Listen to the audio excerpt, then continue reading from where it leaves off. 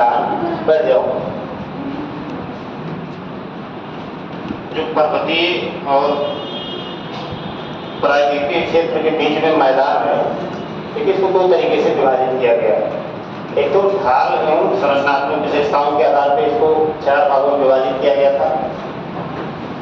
ध्यान दीजिए, आप जल्दी से शुरू कर दे तो फिर आपको फटाफट न किया गया, ठीक है। शुरू हो जाएगा तो फिर इधर देखिए, नहीं तो समझ नहीं पाएंगे। इसलिए मैं थोड़ा पीछे से रिवीजन करवा देता हूँ, चीज़ें आपकी भूले ना। ठीक है, हम लोगों ने मैदान का वर्गीकरण हम लोग पढ़ रहे थे मैदान के बारे में, वो आकृति विभाजन में। लेकिन इसमें मैदान को संरचनात्मक विशेषताओं और ढाल इस दो के आधार पे एक विभाजन हम लोग किए थे 4 भागों में। पहला उसमें भांबर, तराई और घादर एवं बांगर, ये 4 भागों में हम लोग पढ़ चुके हैं। अब हम लोग को पढ़ना है मैदान का प्रादेशिक विभाजन। देखिए, यानी मैदान कहाँ कहाँ पे अवस्थित है, यानी प्रदेश क्या क्या है, ठीक है। किन किन प्रदेशों में मैदानों की स्थिति है उसके बारे में एक एक करके हम लोग जो है पढ़ेंगे। तो एक हेडिंग डालिए, मैदान का प्रादेशिक विभाजन। प्रादेशिक विभाजन।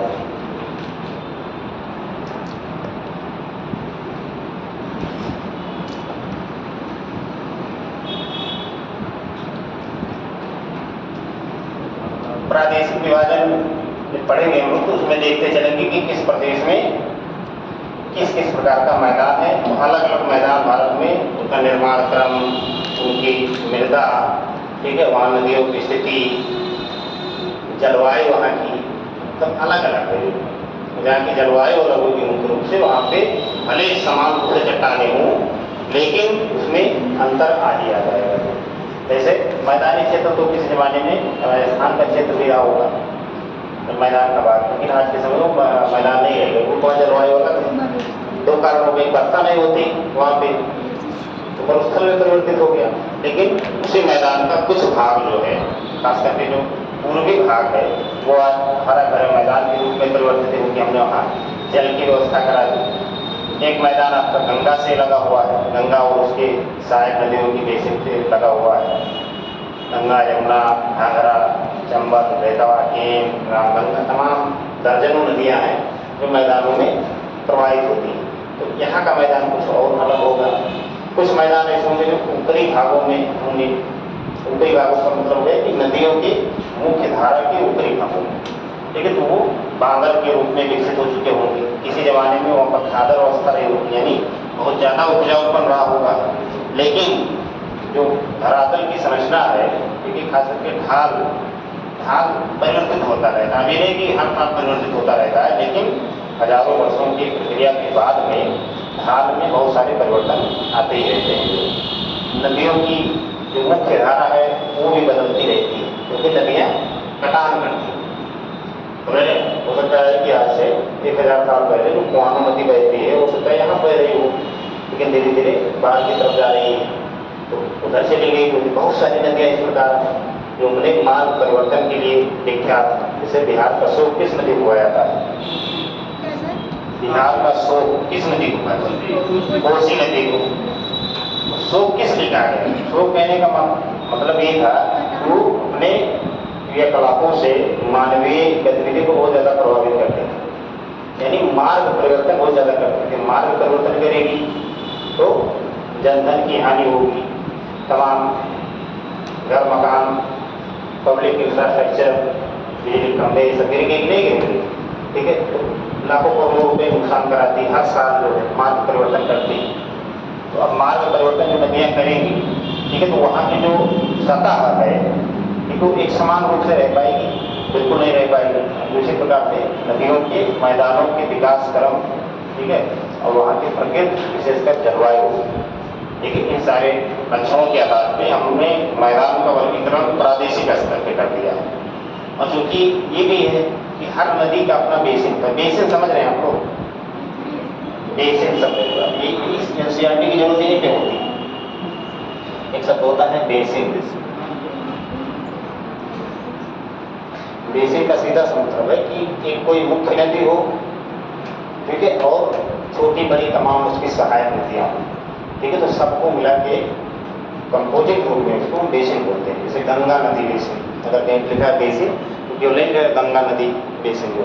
गंगा नदी बेसिन उस क्षेत्र की जितनी सहायक नदियाँ हैं उससे जुड़ी हुई सबका एक पूरा प्रमाण क्षेत्र हो जाता है, ठीक है। तो जब हम गंगा नदी बेसिन बोले तो उसमें मान के चलिए कि उसमें यमुना भी शामिल होगी, यानी जितनी सहायक नदियाँ उसकी हैं वो सारी सहायक नदियाँ शामिल होगी। अब क्योंकि इन मैदानों का भी विकास हुआ है तो कई नदी बेसिन इसमें शामिल है जो प्रमुख नदियाँ हैं, जैसे सिंधु नदी बेसिन, सिंध एवं उसकी सहायक नदियाँ चंबल, बेतवा, झेलम, ब्यास, सतलज, जैसे कौन है, जैसे सिंध की सहायक नदियाँ हैं, उसके द्वारा एक मैदान का विकास होगा। इधर गंगा, यमुना, घाघरा, रामगंगा, सरयू, तमाम दर्जनों पर नदियाँ इधर। तो अब मुख्य नदी इसमें कौन है, गंगा नदी, तो हम लोग क्या बोलेंगे गंगा नदी बेसिन। गंगा का मैदानी क्षेत्र कहीं कहीं पड़ते हैं, गंगा का मैदानी क्षेत्र। एक आपके ब्रह्मपुत्र मुख्य रूप से नदी बहती है पूर्वोत्तर भारत में, ब्रह्मपुत्र बेसिन उसको बोलते हैं। अब ब्रह्मपुत्र की भी अगर आप देखेंगे तो बहुत सारी सहायक नदियाँ हैं जो यूपीएससी के फेवरेट क्वेश्चनों में, ठीक है, लगभग दूसरे तीसरे साल उसकी सहायक नदियों को पूछता ही पूछता कि भाई ये निम्नलिखित नदियों में ब्रह्मपुत्र की सहायक नदियों की पहचान कीजिए, या पहचान कीजिए या निम्नलिखित में से कौन सी है या नहीं है, इस प्रकार के प्रश्न आपको देखेंगे। या उसमें ये भी हो सकता है कि कुछ नदियाँ बाएं से मिलती हैं, कुछ नदियाँ दाएं से मिलती हैं, तो इस प्रकार के प्रश्न भी आपके सामने आ सकते हैं, यानी प्रश्न पूछने की प्रकृति इसी प्रकार की होगी। अब क्योंकि ये तीनों बेसिन जो हैं कि भारत में मैदानों के विकास से जुड़े हुए, भारत में जो जलोढ़ का मैदान उपजाऊ क्षेत्र कृषि वाला है, ठीक है, वो इन तीन नदियों की गोद में पला बड़ा है, कह सकते हैं, जो है गंगा का मैदानी क्षेत्र, ब्रह्मपुत्र का मैदानी क्षेत्र और सिंध एवं उसकी सहायक नदियों का मैदानी क्षेत्र। तो अब जाहिर सी बात है कि तीनों मैदानों को अगर आपको देखेंगे तो तीनों मैदानों की चट्टानें भले सेम हों, लेकिन जलवायु तीनों जगह की अलग अलग है। जलवायु का सीधा मतलब है कितनी वर्षा होती है, कितना तापमान वहाँ पे है, क्योंकि ये सब भी चट्टानों के प्रभाव से ज़्यादा आता है, ठीक है।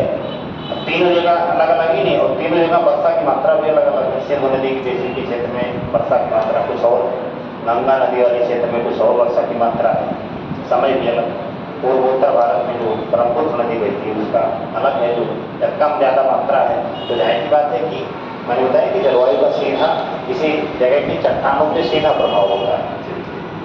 क्या हो गया है, कहीं है जो हंसे यार, कोई कारण बता दिया तो थोड़ा हम भी हंस लिया करिए, हैं बीच क्लास में हंस के पूरा डिस्टर्ब कर डालते हो, ठीक है। तो मुख्य रूप से हमको इन्हीं सारी बातों को देखना है। तो अब इन मैदानों को हम लोग प्रादेशिक स्तर पर विभाजित किए हैं, ठीक है। तो इसमें पहला लिखें राजस्थान का मैदान, दूसरा पंजाब का मैदान, पंजाब का मैदान, ठीक है। चलिए इसको उसके बाद एक एक करके दिखाएंगे। उसके बाद में लिखिए ऊपरी गंगा या गंगा का मैदान लिखिए, गंगा का मैदान। गंगा के मैदान में ऊपरी गंगा,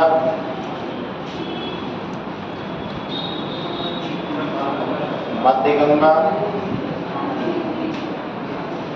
और निचली गंगा।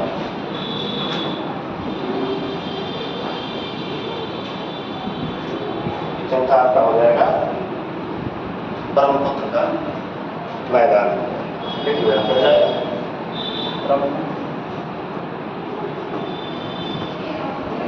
का मैदान।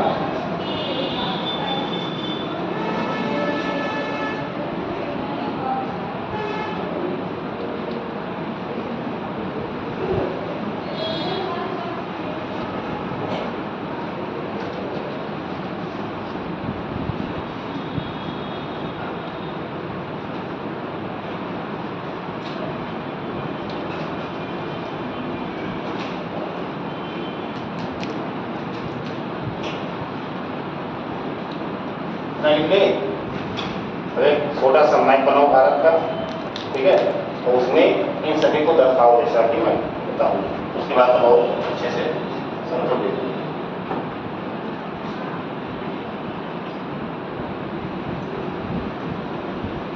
अब चाहे तो केवल ऊपरी भारत का ही बना लीजिए, उत्तर भारत का ही।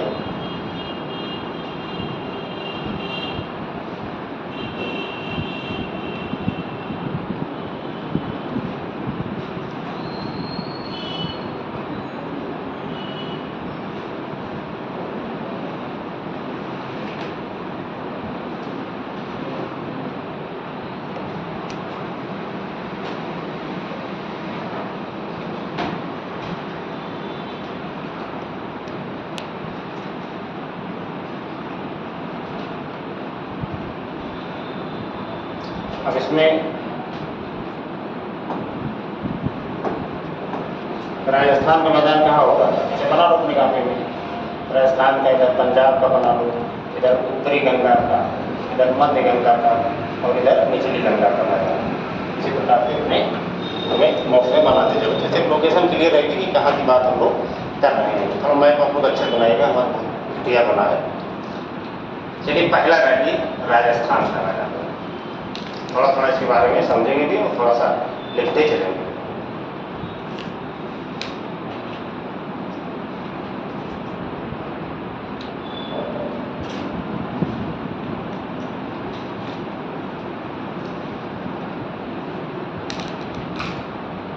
अरावली पर्वत का नाम सुने आप लोग? कितने लोग सुने? एक दो लोग, और लोग कहीं नहीं सुने, कान बंद कर लिए थे क्या? सुने ना? तो बताओ कहाँ है? राजस्थान में। और कैसा पर्वत है? हाँ, राजस्थान और गुजरात के पास। और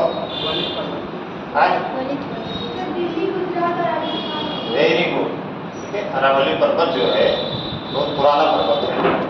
अब ये अपने वृद्धावस्था में आ गया, बहुत सारे जगह इसके अवशेष केवल दिखाई देते हैं, लेकिन वो पर्वत बहुत पुराना है। ठीक है, दिल्ली में अगर आप देखेंगे तो दिल्ली में जो राष्ट्रपति भवन वगैरह बना है, पार्लियामेंट बना है, ये सब अरावली पर्वत का ही भाग है, उसको दिल्ली रिच बोलते हैं। ठीक है, अगर आप लोग भूगोल डिटेल में पढ़ेंगे, में करेंगे भूगोल में, तो आप देखेंगे तो ये गुजरात से शुरू होता है। ठीक है, पतली पट्टी के रूप में गुजरात राजस्थान से होते होते दिल्ली तक आता है अरावली पर्वतमाला, लेकिन आज ये पर्वत के रूप में नहीं रहेगा, यानी ये बिल्कुल अवशेष इसके केवल विद्यमान है। ठीक है, तो अरावली राजस्थान का मुख्य रूप से लोग बताते हैं, लेकिन एक लंबा भरसो पर्वत है, तो इसकी बहुत सारे अवशेष जो है और जगहों के दिल्ली वगैरह में भी आपको देखने को मिल जाएंगे। दिल्ली में विशेषकर राष्ट्रपति भवन, जितने सरकारी कार्यालय बने हैं, ठीक है, वो सब दिल्ली रिच, आप लोग कभी नाम सुनेंगे दिल्ली रिच, ठीक है, तो उसी पे बनाए गए हैं। समझिए, तो चलिए इसमें थोड़ा सा लिखिए, उसके बाद में देखिए। देखिए, अरावली के पश्चिम में, अरावली के पश्चिम में कच्छ के रण से, अरावली के पश्चिम में कच्छ के रण से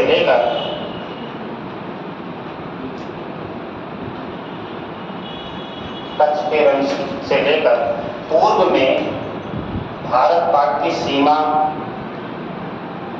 तक इस मैदान का विस्तार है। पूर्व में भारत पाक सीमा तक इसका विस्तार है।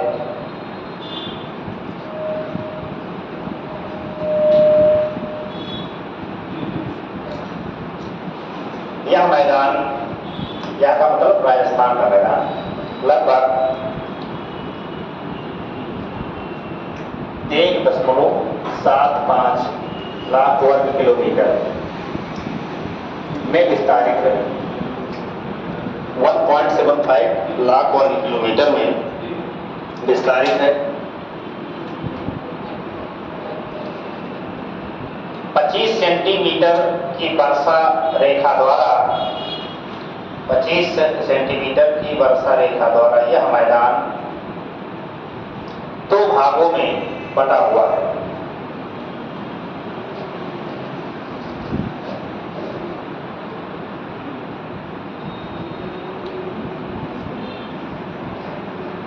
दो भागों में बटा हुआ है। पश्चिमी भाग को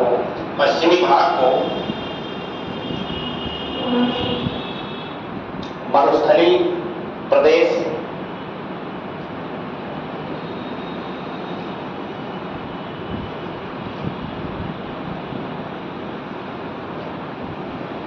जबकि पूर्वी भाग को राजस्थान का बांगर प्रदेश कहते हैं।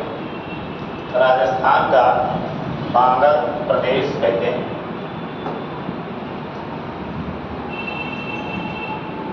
राजस्थान का बांगर प्रदेश,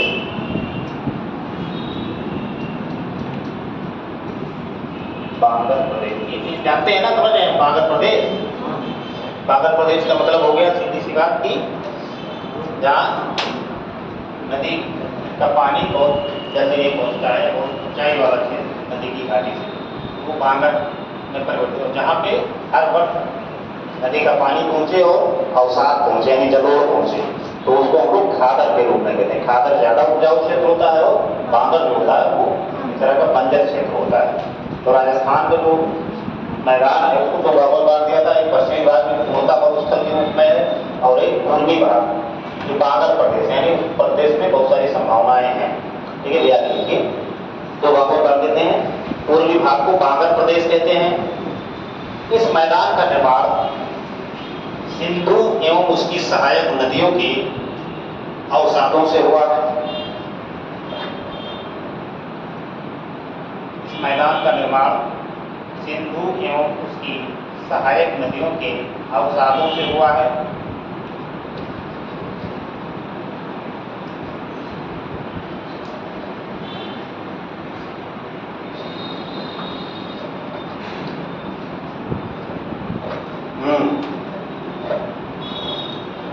चलो बताओ, सिंधु की पांचों सहायक नदियों का नाम बताओ।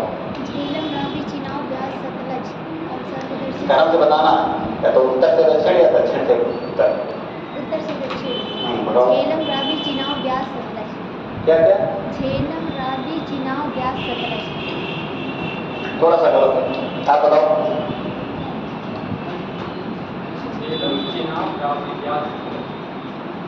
तो तुम भी बता दिए, आप बताओ। आप नहीं, आप बताओ।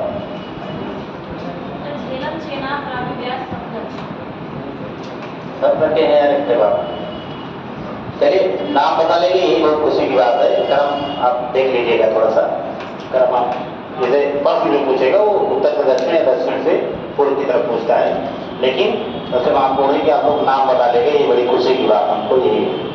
ठीक है, तो इन नदियों के अवसादों से इस मैदान का निर्माण हुआ है। कौन सा मैदान? राजस्थान का मैदान जो है, समझिए। आगे लिखिए। अब क्योंकि इस क्षेत्र में नदी के नाम पे ना के बराबर की स्थिति, एक आध नदी लूनी वगैरह है जो, ठीक है, लूनी में देखिए, ये भी लिख लीजिए। देखिए वर्तमान में यह लूनी नदी के अफवाह क्षेत्र में है। वर्तमान में यह लूनी नदी के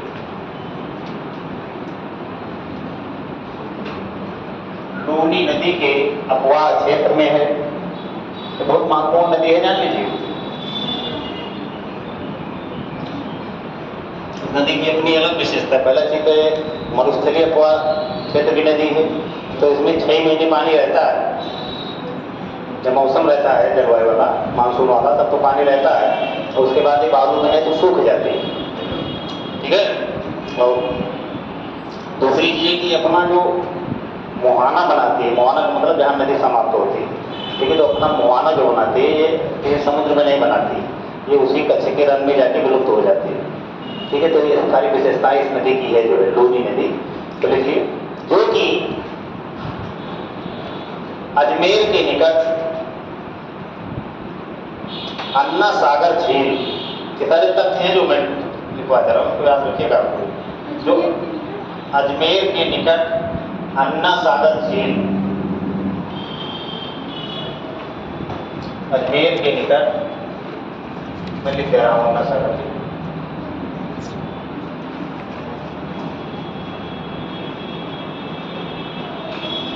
अन्ना सागर झील।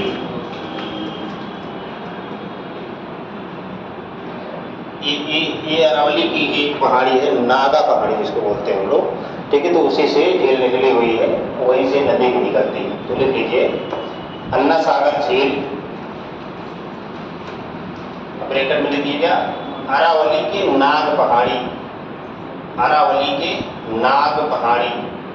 नाग वहाँ यहाँ ज़्यादा पाए जाते होंगे, इसलिए इसका नाम रखा गया है नाग पहाड़ी। ठीक है,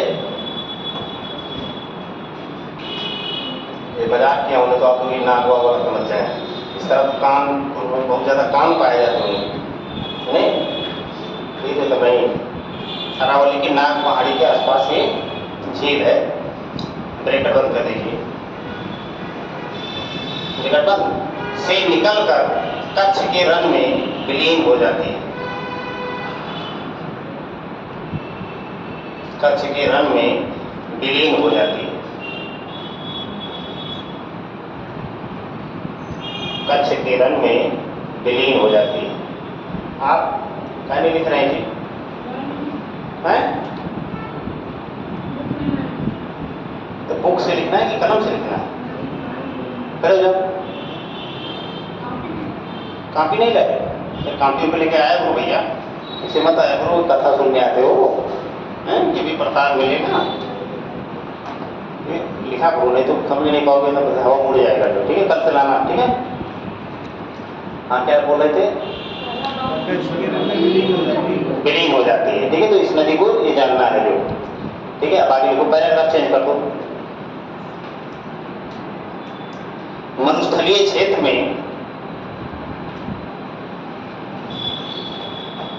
पवन के निक्षेपण से, पवन के निक्षेपण से, ये बताऊंगा, निक्षेपण से कई स्थल रूपों का विकास होता है। कई स्थल रूपों का विकास होता है। कई स्थल रूपों का विकास होता है।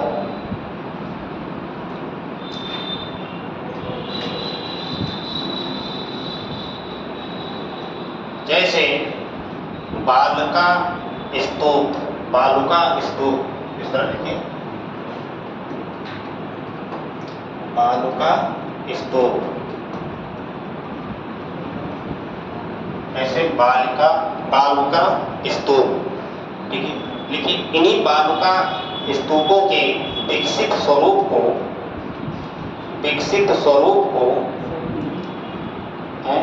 इन्हीं बालुका स्तूप के विकसित स्वरूप को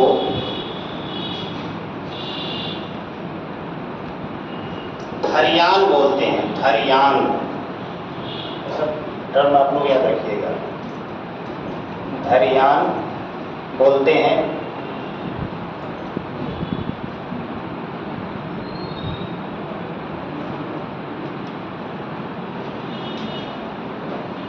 देखो, इस प्रदेश में औसत वार्षिक वर्षा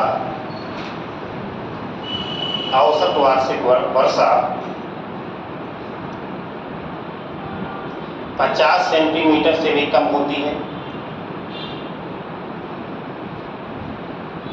50 सेंटीमीटर से भी कम होती है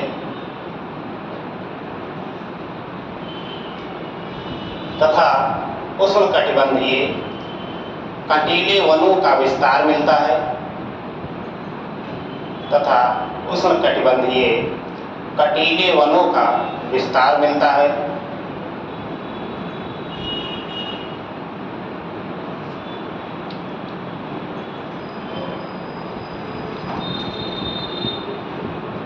और जलवायविक दृष्टि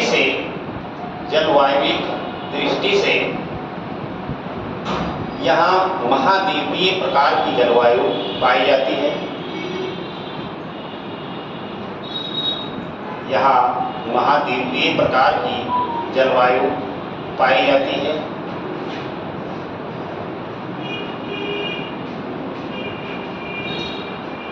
इसीलिए यहाँ ग्रीष्म ऋतु में अधिक गर्मी तथा शीत ऋतु में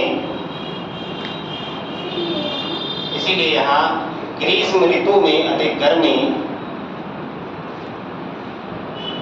और शीत ऋतु में अधिक ठंडी पड़ती है।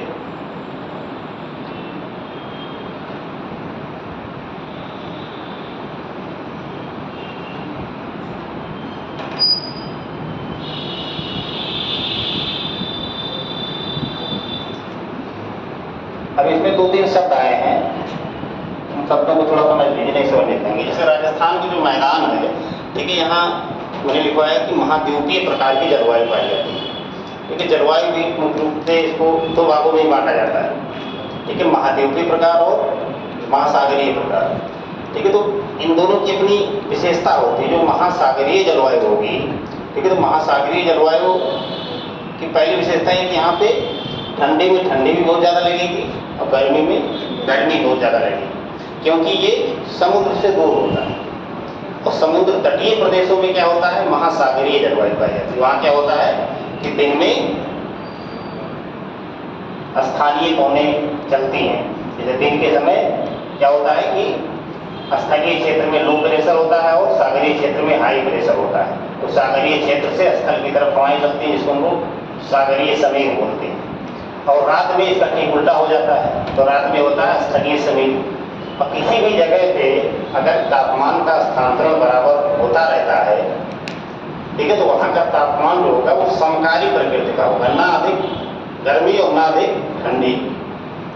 ठीक है, तो वो हो गया। ये पूछता है प्रश्न की ना तो अधिक अत्यधिक गर्मी और ना ही अत्यधिक ठंडी, ये निम्नलिखित में से किस प्रकार की जलवायु की विशेषता है। ठीक है, तो वहाँ पे आप लगाएंगे कि ये महासागरीय जलवायु की विशेषता है। और इसका कारण ये है कि वहाँ तटीय क्षेत्रों में स्थलीय पवन एवं सागरीय पवन दिन और रात के अंतराल पे चलती रहती है। तो इसलिए हवाओं का स्थानांतरण अपना होता रहता है, तो तापमान बहुत ज़्यादा नहीं हो पाता है, यानी तापांतर बहुत ज़्यादा नहीं हो पाता है। तापांतर का मतलब कि दिन में पता लगे 50 डिग्री तापमान नहीं और रात में पता लगे 5 डिग्री तापमान नहीं, तो कितना तापांतर हो गया, 45 डिग्री का तापांतर हो गया। और तटीय क्षेत्रों में क्या होता है कि दिन में अगर तापमान 25 डिग्री है तो रात में बहुत ज़्यादा अंतर आएगा, तो 20 डिग्री या 22 डिग्री रहेगा, यानी तापांतर 2-3 रहेगा। ठीक है, तो ये जब तापांतर कम हो तब ये किस प्रकार की जलवायु का मामला है, महासागरीय प्रकार की। और जब तापांतर बहुत अधिक हो तब क्या होगा, महाद्वीपीय प्रकार की जलवायु। महाद्वीपीय प्रकार की जलवायु का मामला ये होता है भैया दिन में राजस्थान वगैरह में दिन में तापमान कितना हो जाएगा, दिन में पता लगे तापमान भैया 48 डिग्री सेंटीग्रेड, सब बिल्कुल मर रहे हैं एकदम से। आप लोग तो चलते मरने लगते हैं, 48 डिग्री 50 डिग्री तापमान है दिन में, भाई तो बाबू जल्दी गर्म भी होती है, पूरा आदमी उठ जाए हालत हो जाती है दिन में।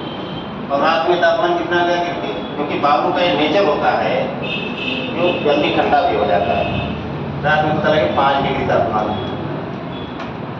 रजाई ओढ़ के सोना है, मतलब अब तापांतर सोचो कितना हो गया, 45, कितना हो गया 48 में से 5 घटाएंगे कितना हो गया 43 डिग्री, तापांतर 43 डिग्री हो गया। तो ये महाद्वीपीय प्रकार की जलवायु की विशेषता है। और ये महाद्वीपीय प्रकार की जलवायु सागर के तटीय क्षेत्र से अधिक अंदर के भागों में पाई जाती है। इसीलिए आप देखिए मुंबई में लोग जाते हैं तो कहते हैं कि भैया वहाँ तुरंत बारिश हो जाती है और तुरंत धूप निकल आती है और बारिश वारिश से होती रहती है आराम से, और तापमान न बहुत ज़्यादा होगा न बहुत ज़्यादा कम होगा, ह्यूमिडिटी बहुत ज़्यादा होगी। ह्यूमिडिटी का मतलब कि नमी की मात्रा जो वायु में है बहुत ज़्यादा रहेगी। ठीक है, तो इस प्रकार की जलवायु वहाँ पे पाई जाती है। किसी भी जगह पे आप तटीय क्षेत्रों में जाएंगे तो वहाँ चरम मौसम नहीं पाया जाएगा। चरम मौसम वहाँ इसलिए हो जाता है क्योंकि ह्यूमिडिटी वायु में बहुत हो जाती है। जैसे अपने यहाँ जुलाई अगस्त के महीने में आप लोग देखते हैं तो पसीने से आदमी भीग जाता है। अभी लगभग वही समय है, तापमान कितना है 30, 32, 35 डिग्री से ज़्यादा नहीं है तापमान इस समय, लेकिन गर्मी कितना लग रही है, बहुत ज़्यादा लग रही है। गर्मी इसीलिए लग रही है क्योंकि नमी की मात्रा जो है वायु में, यानी ह्यूमिडिटी जो है, आर्द्रता बहुत ज़्यादा है। वायु में सर्च करके देखेंगे तो अब तो स्मार्टफोन में तमाम सारी चीज़ें फैसिलिटी है, उसमें ह्यूमिडिटी, हवा की गति, वर्षा होने की संभावना कितनी है, सब बताता है, लेकिन आप लोग देखेंगे ही नहीं। ठीक है। तो ह्यूमिडिटी बहुत ज़्यादा होती है, ह्यूमिडिटी ज़्यादा होगी तो शरीर का पसीना सूखेगा ही नहीं, तो आपको ज़्यादा गर्मी फील होगी, ठीक है। तो इन क्षेत्रों में, तटीय क्षेत्रों में तापमान ज़्यादा होने से परेशानी नहीं होती, ह्यूमिडिटी ज़्यादा होने से परेशानी हो जाती है, समझ गए। तो राजस्थान के मैदान में महाद्वीपीय प्रकार की जलवायु पाई जाती है। पैराग्राफ चेंज कर दीजिए। अब पहले ये क्षेत्र जो था राजस्थान का मैदान आज़ादी के समय वीरान था, जनसंख्या ना के बराबर थी। जनसंख्या कहाँ रहेगी? जहाँ पे जल की उपलब्धता होगी, उपजाऊता होगी, ये तो सबसे बेसिक नीड है। इसके बाद तब द्वितीय चीज़ें आती हैं, सुरक्षा और ये सब सारी चीज़ें, ठीक है। ये दो चीज़ें रहेगी तो आदमी अपने आप रहना शुरू कर देगा। इन सारे क्षेत्रों में वीरान था, बहुत कम आबादी पाई जाती क्योंकि जीवन जो कठिन था, ठीक है। क्योंकि जल नहीं था, सबसे बड़ी समस्या थी। जल नहीं था तो खेती पाती कैसे होती भैया? सरकार ने कहा कि यार इतना पानी हमारे पास है, सिंधु, सतलज, झेलम, ब्यास, तमाम नदियाँ बह रही हैं, और क्योंकि भारत के जम्मू कश्मीर राज्य में, पंजाब में बहुत छोटे मार्गों में बहती, मिल के आगे जाके ये सब नदियाँ पाकिस्तान में प्रवाहित होती। पानी भी बहुत पर्याप्त मात्रा में रहता है क्योंकि नदी का ऊपरी क्षेत्र ही धारा भी तेज रहती है। तो सरकार ने दिमाग लगाया कि ऐसा है कि हम लोग यहाँ से नहर के द्वारा कुछ जल को इस क्षेत्र में पहुँचाते हैं, ठीक है। नहर के द्वारा कुछ जल को हम पंजाब और राजस्थान के ऐसे क्षेत्रों में पहुँचाते हैं कि जहाँ पे जल की कमी है, और जल पहुँच जाएगा तो मरुस्थलीकरण अपने आप दूर हो जाएगा। मरुस्थलीकरण क्या है? मरुस्थलीकरण चट्टाने उसमें पानी नहीं सूखता है, पानी नहीं सूखता, नमक वगैरह की चट्टानें ऊपर आ जाती हैं, खारापन हो जाता है, ये सारी चीज़ें हो जाती है। उपजाऊ पर उसका खत्म होता है, जल आ जाएगा, पानी सूखने लगेगा, नीचे के तमाम पोषक पदार्थ ऊपर आएंगे, पेड़ पौधे उगने लगेंगे, सारी चीज़ें बदल जाएंगी, हरियाली आ जाएगी। तो सरकार ने सतलज और ब्यास जो नदी है, जहाँ पे दोनों सतलज और ब्यास नदियाँ मिलती हैं, ठीक है, वहीं पे एक बैराज बनाया, Harike barrage, Harike barrage. Barrage का मतलब कि एक बड़ा जल को संग्रहित करने का स्थान, और उसी हरिके बैराज से नहर के द्वारा, जिसको हम लोग बोलते हैं इंदिरा गांधी कमान क्षेत्र, ठीक है, कई बड़ी नहरें मिला के जो है और इन सारे क्षेत्रों में पानी का वितरण कर दिया गया। हमारे काम आ गया, जो हमने पूंजी लगा दिया, इन क्षेत्र में बढ़िया खेती पाती होने लगी। जैसे राजस्थान का श्री गंगानगर, ये सब चीज़ें जो हैं ये सब मरुस्थल थे, लेकिन आज के समय वहाँ अच्छी खासी खेती होती है और हरित क्रांति के क्षेत्र हो गए हैं। राजस्थान में कई बार पूछा जाता है कि राजस्थान में हरित क्रांति का जो क्षेत्र था कौन था, तो यही सब थे, श्री गंगानगर के पूर्वी भाग में बसे हुए जिले हैं। तो इंदिरा गांधी कमान क्षेत्र विकसित होने के बाद में पूर्वी क्षेत्र में जो मरुस्थलीकरण दूर हो, आबादी भी वहाँ की बढ़ी, कृषि खेती का कार्य भी वहाँ पे पर्याप्त मात्रा में होने लगा, खेती कृषि होने लगेगी तो उससे जुड़े उद्योगों का भी विकास आसपास के क्षेत्रों में होगा ही होगा। जैसे अपने गन्ना की खेती को होती है तो क्या चीनी मिल कलकत्ता में लगाएंगे? यहीं आसपास लगाना पड़ेगा ना, क्योंकि वैसा पदार्थ नहीं कि उसको ज़्यादा दिन हम रोक सकते हैं। गन्ना छीलने के बाद में 24 घंटा, बहुत अधिकतम 36-48 घंटा या 40 घंटा रोकेंगे। जितने ज़्यादा रोकेंगे उतने ज़्यादा उसमें सुक्रोज की मात्रा घटती चली जाएगी, तो नुकसान होगा। तो इसलिए जहाँ पे वो पैदा होता है उसी के आसपास के क्षेत्रों में उससे संबंधित उद्योगों का विकास होता है। अभी सब सारे क्षेत्र में सरसों वगैरह को भारी मात्रा में होता है, मोटे अनाजों का उत्पादन किया जाता है, ठीक है। तो आप देखिए मोटे अनाजों में तमाम मामलों में जब आपको देखेंगे, आर्थिकी पढ़ेंगे तो आप देखेंगे कि उसमें मोटे अनाजों में राजस्थान राज्य अग्रणी है भारत में, सरसों के मामले में अग्रणी है, ठीक है। तो सब इसी कारण संभव हुआ। तो पैराग्राफ चेंज करके थोड़ा सा लिखिए, आर्थिक दृष्टिकोण से यह क्षेत्र पिछड़ेपन का शिकार था, पिछड़ेपन का शिकार था।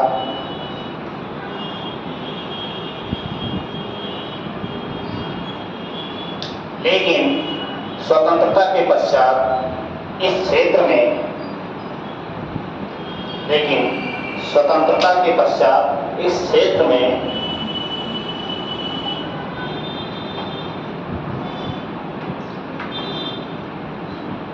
इंदिरा गांधी कमांड क्षेत्र विकसित होने के कारण, लिख दो इसको,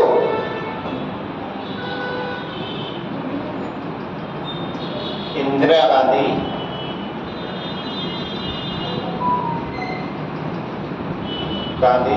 कमांड क्षेत्र विकसित होने के कारण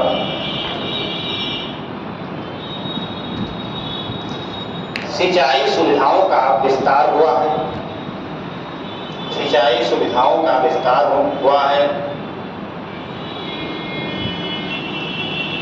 तथा ज्वार, बाजरा, मक्का जैसे मोटे अनाजों के साथ साथ तथा ज्वार, बाजरा, मक्का आदि मोटे अनाजों के साथ साथ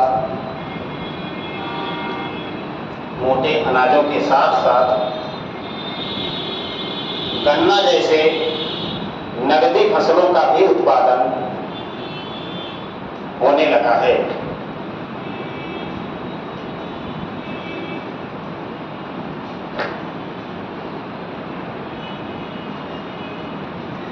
गन्ना जैसे नगदी फसलों का उत्पादन भी होने लगा है।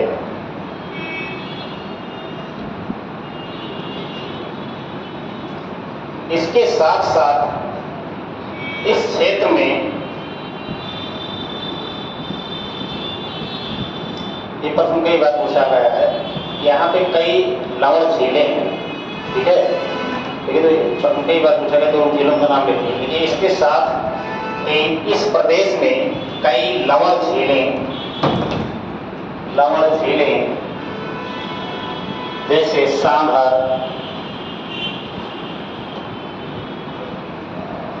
डिडवाना,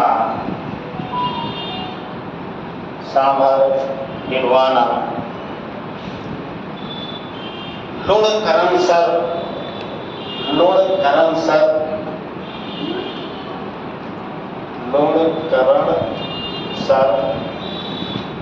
कुचामन, बेगाना, बेगाना नहीं, बेगाना, मैं लिख दिया हूँ, सबका नाम लिख दिया हूँ, आप लोग लिख लीजिए। ये सारी झीलों का नाम विगत में भी हाल के वर्षों में परीक्षाओं में पूछा जा चुका है, ठीक है, हाल के वर्षों में परीक्षाओं में पूछा जा चुका है, और याद रखिएगा।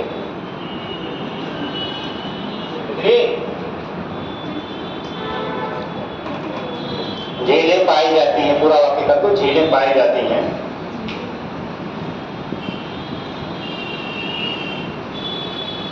ये सब लवण झील है। लवण झील का मतलब है कि जैसे समुद्र में पानी खारा होता है, उसी प्रकार से इन सारे झीलों का भी पानी खारा, क्योंकि ऐसा माना जाता है कि भूगोलिक तौर पर जो राजस्थान तक का क्षेत्र है, ये तक किसी समय में या प्राचीन भूगोलिक काल में ये सब समुद्र का भाग रहा होगा, ठीक है, इसलिए यहाँ पे जो झीलें भी पाई जाती हैं वो लवण झीलें पाई जाती हैं। यहाँ पे कुछ तेल वगैरह भी पाए जाते हैं, ठीक है, वो भी लिख लीजिए। देखिए, इसके अलावा इसी क्षेत्र में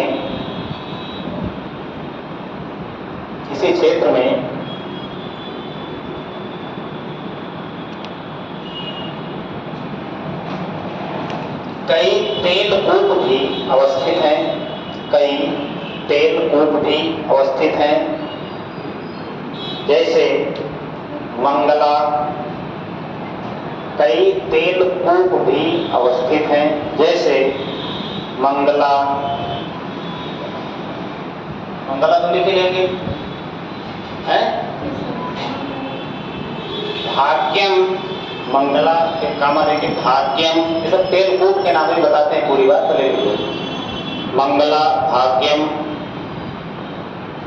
ऐश्वर्या, ये सब कूप के नाम है और सुंदर सुंदर नाम है। मंगला, भाग्यम, ऐश्वर्या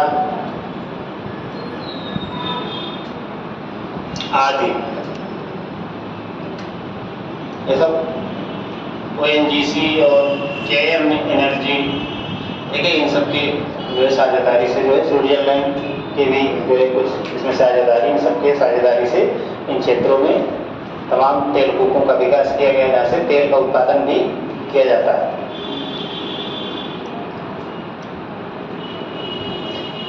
एक लाइन बढ़ा लो, लिख लो, देखो, लवण झील एवं पेट्रोलियम का प्राप्त होना इस तथ्य की ओर इशारा करता है, इस तथ्य की ओर इशारा करता है,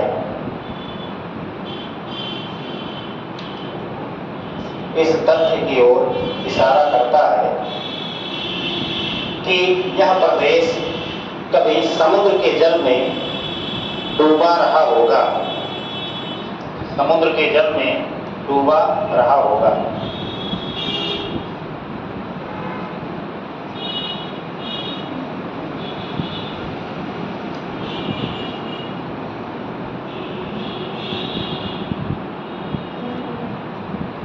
अब ये वाला मैदान हो गया। अब दूसरा डालो, ट्रांसगंगा में एक दूसरा मैदान है, पंजाब हरियाणा का मैदान या पंजाब का मैदान भी कई जगह आपको लिखा मिलेगा, लेकिन आप लोग यहाँ पढ़ने के शोर से पढ़े हैं। तो जब कोई प्राकृतिक विभाजन किया था तो उसमें कई राज्य शामिल हुए थे, जैसे इसमें पंजाब की ओर नहीं है, इसमें हरियाणा का दूसरा हिस्सा है। तो आप लोग इस तरह लिखिए, पंजाब एवं हरियाणा का मैदान, पंजाब एवं हरियाणा का मैदान।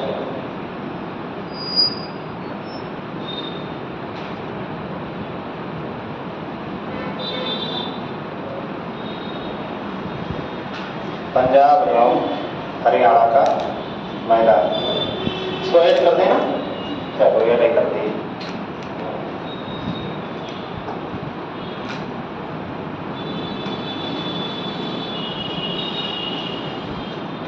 पंजाब हरियाणा का मैदान,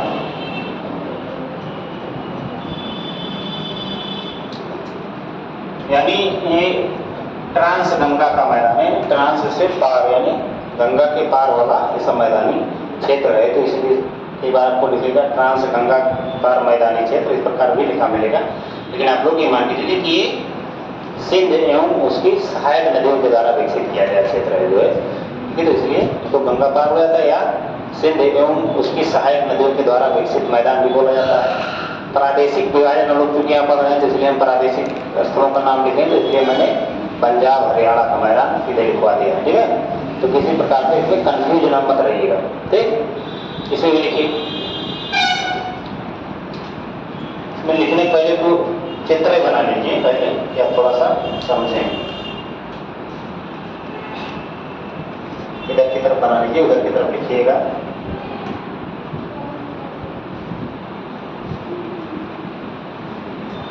ये आपकी मान लो सिंधु नदी है, ये आप लोग देखिए, जब वो अखबार में पढ़ाएंगे तो बताएंगे कहाँ से निकलती है। अब इसके सबसे निचले भाग में आपकी सतलज नदी मान लो गई थी, उसमें भारत का भी क्षेत्र शामिल है और पाकिस्तान का भी क्षेत्र, सतलज। अब सतलज की ही सहायक नदी है कौन सी, ब्यास, ठीक है। यही पे से जोड़ दीजिए ब्यास को भी समझने के लिए आसानी रहे, तो ये हो जाएगी आपकी ब्यास, ये वाली। अब सतलज और ब्यास के संगम पे हरिके बैराज बनाया गया है, जहाँ से इंदिरा गांधी कमान क्षेत्र निकाला गया है, कमान क्षेत्र। तो ये मान लीजिए यही आपका हरिके बैराज होगा, ठीक है। ये आपका पंजाब और हरियाणा के पास में पड़ता है, ठीक है, हरिके बैराज, यानी जहाँ पे सतलज और ब्यास नदियों का संगम होता है। यहीं से पानी निकाल के राजस्थान के पूर्वी क्षेत्रों में पहुंचा दिया गया है। इसके बाद अगली कौन सी नदी है, ये किसकी सहायक है, तीसरी नदी आपकी है रावी, ठीक है। तो तीसरी नदी लिख लीजिए रावी।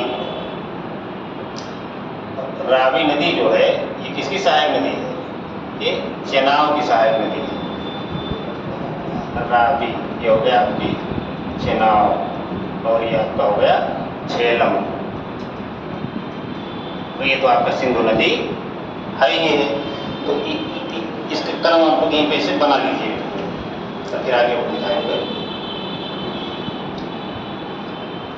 अब इन 5 नदियों में अगर देखा जाए तो जो है सतलज और चेनाब नदी जो है थोड़ा बड़ी नदियाँ हैं, क्योंकि देखिए चेनाब की 2 सहायक नदियाँ हो जाती हैं, एक रावी और एक झेलम।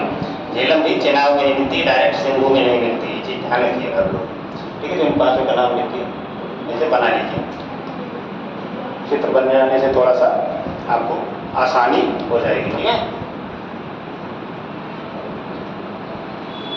बन गया? बना लो, अच्छा बना लो।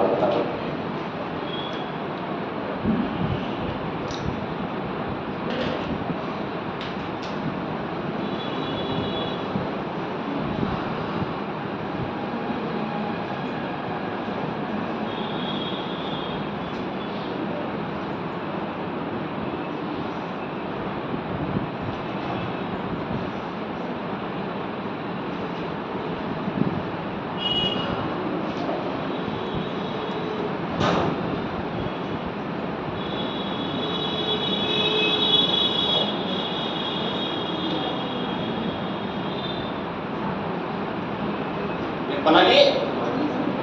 तो तुम लोग बोल हो दिया करो, बना लिए हैं?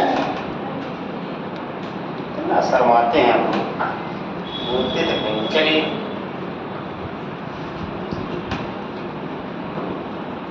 देखिए इसमें थोड़ा सा बना लिए। अब उसके नीचे लिखे पैराग्राफ चेंज करके लिखिएगा। देखिए इस मैदान का विस्तार उत्तर में शिवालिक श्रेणी, उत्तर में शिवालिक श्रेणी, अभी मैं पूछूंगा शिवालिक श्रेणी कहाँ है, बता चुका हूं। उत्तर में शिवालिक श्रेणी, पूर्व में दिल्ली अंबाला कटक, पूर्व में दिल्ली अंबाला कटक, दिल्ली अंबाला कटक,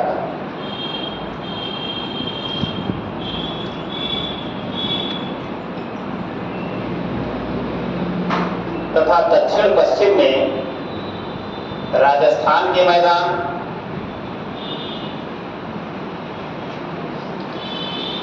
दक्षिण पश्चिम में राजस्थान के मैदान तथा पश्चिम में भारत पाकिस्तान की सीमा के द्वारा सीमांकित है, तथा पश्चिम में भारत पाक की सीमा के द्वारा सीमांकित है।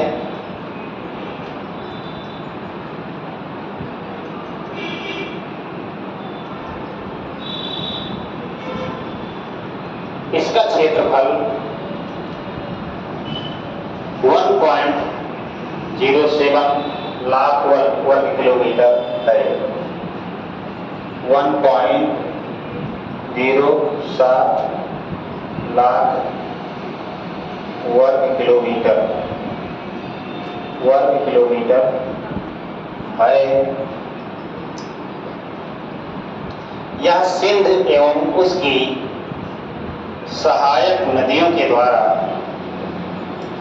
विकसित मैदान है। यह सिंधु एवं उसकी सहायक नदियों के द्वारा विकसित मैदान है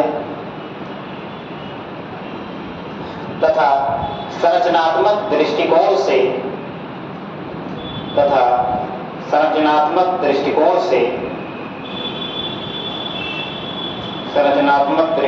से पुराने जलोढ़ की प्रधानता है। पुराने जलोढ़ की प्रधानता है।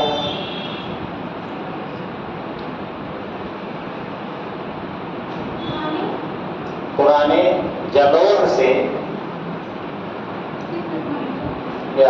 पुराने जलोढ़ की प्रधानता है।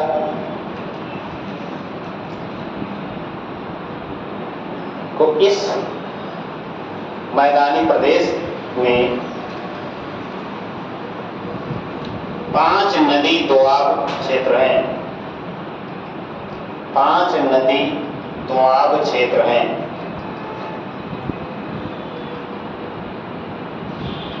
इसीलिए तो पंजाब वगैरह नाम रखा गया है।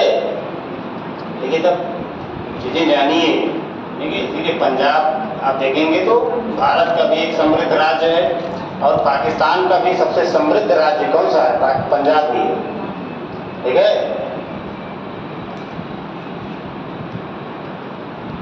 जो कहे वो समझे। इसीलिए पंजाब नाम रखा गया क्योंकि 5 नदियों के दोआबों में पाया जाता है। 5 पंजाब यानी 5 आब यानी नदी के दोआब क्षेत्र को हम लोग, जहाँ पे 2 नदियाँ आपस में मिलती, जैसे अभी क्या है ये सब दोआब क्षेत्र है ना, जहाँ पे 2 नदियाँ आपस में मिल जाती हैं, तो उस क्षेत्र को हम लोग दोआब क्षेत्र बोलते हैं। जैसे कहता है कि गंगा यमुना का दोआब क्षेत्र, यानी जहाँ गंगा और यमुना नदी मिलती हैं उसके ऊपर का जितना भी क्षेत्र है वो हम लोग कहा जाता है कि गंगा यमुना का दोआब क्षेत्र है। जो और दोआब क्षेत्र की विशेषता होती है कि भैया बहुत उपजाऊ क्षेत्र होता है, क्योंकि यहाँ पे नवीन जड़ों का विस्तार होता रहता है। अब क्योंकि ये सारी नदियाँ जो हैं, ये नदियाँ भारत में बहुत कम मात्रा में बहती हैं। जो नीचे की 3 नदियाँ हैं, सतलज, ब्यास और रावी, मुख्य रूप से भारत इन्हीं के जल का उपयोग कर पाता है। ठीक है, बाकी नदियाँ जो हैं उसका उपयोग पाकिस्तान करता है, क्योंकि बहुत सारे पहाड़ी क्षेत्र, वहाँ से पानी लाना भी बड़ा मुश्किल हो जाएगा। तो उसमें क्या किया जा सकता है? बहुत ज़्यादा जल विद्युत बनाया जा सकता है। जल विद्युत को छोड़ के भी वहाँ आवागमन के साधन बहुत कम है। ठीक है, जो है भी तो कभी आतंकवादी घटना में, कभी किसी घटना में, कभी भूस्खलन में, कभी बहुत ज़्यादा बर्फबारी में भारी वजन के कारण गिर उड़ जाते हैं।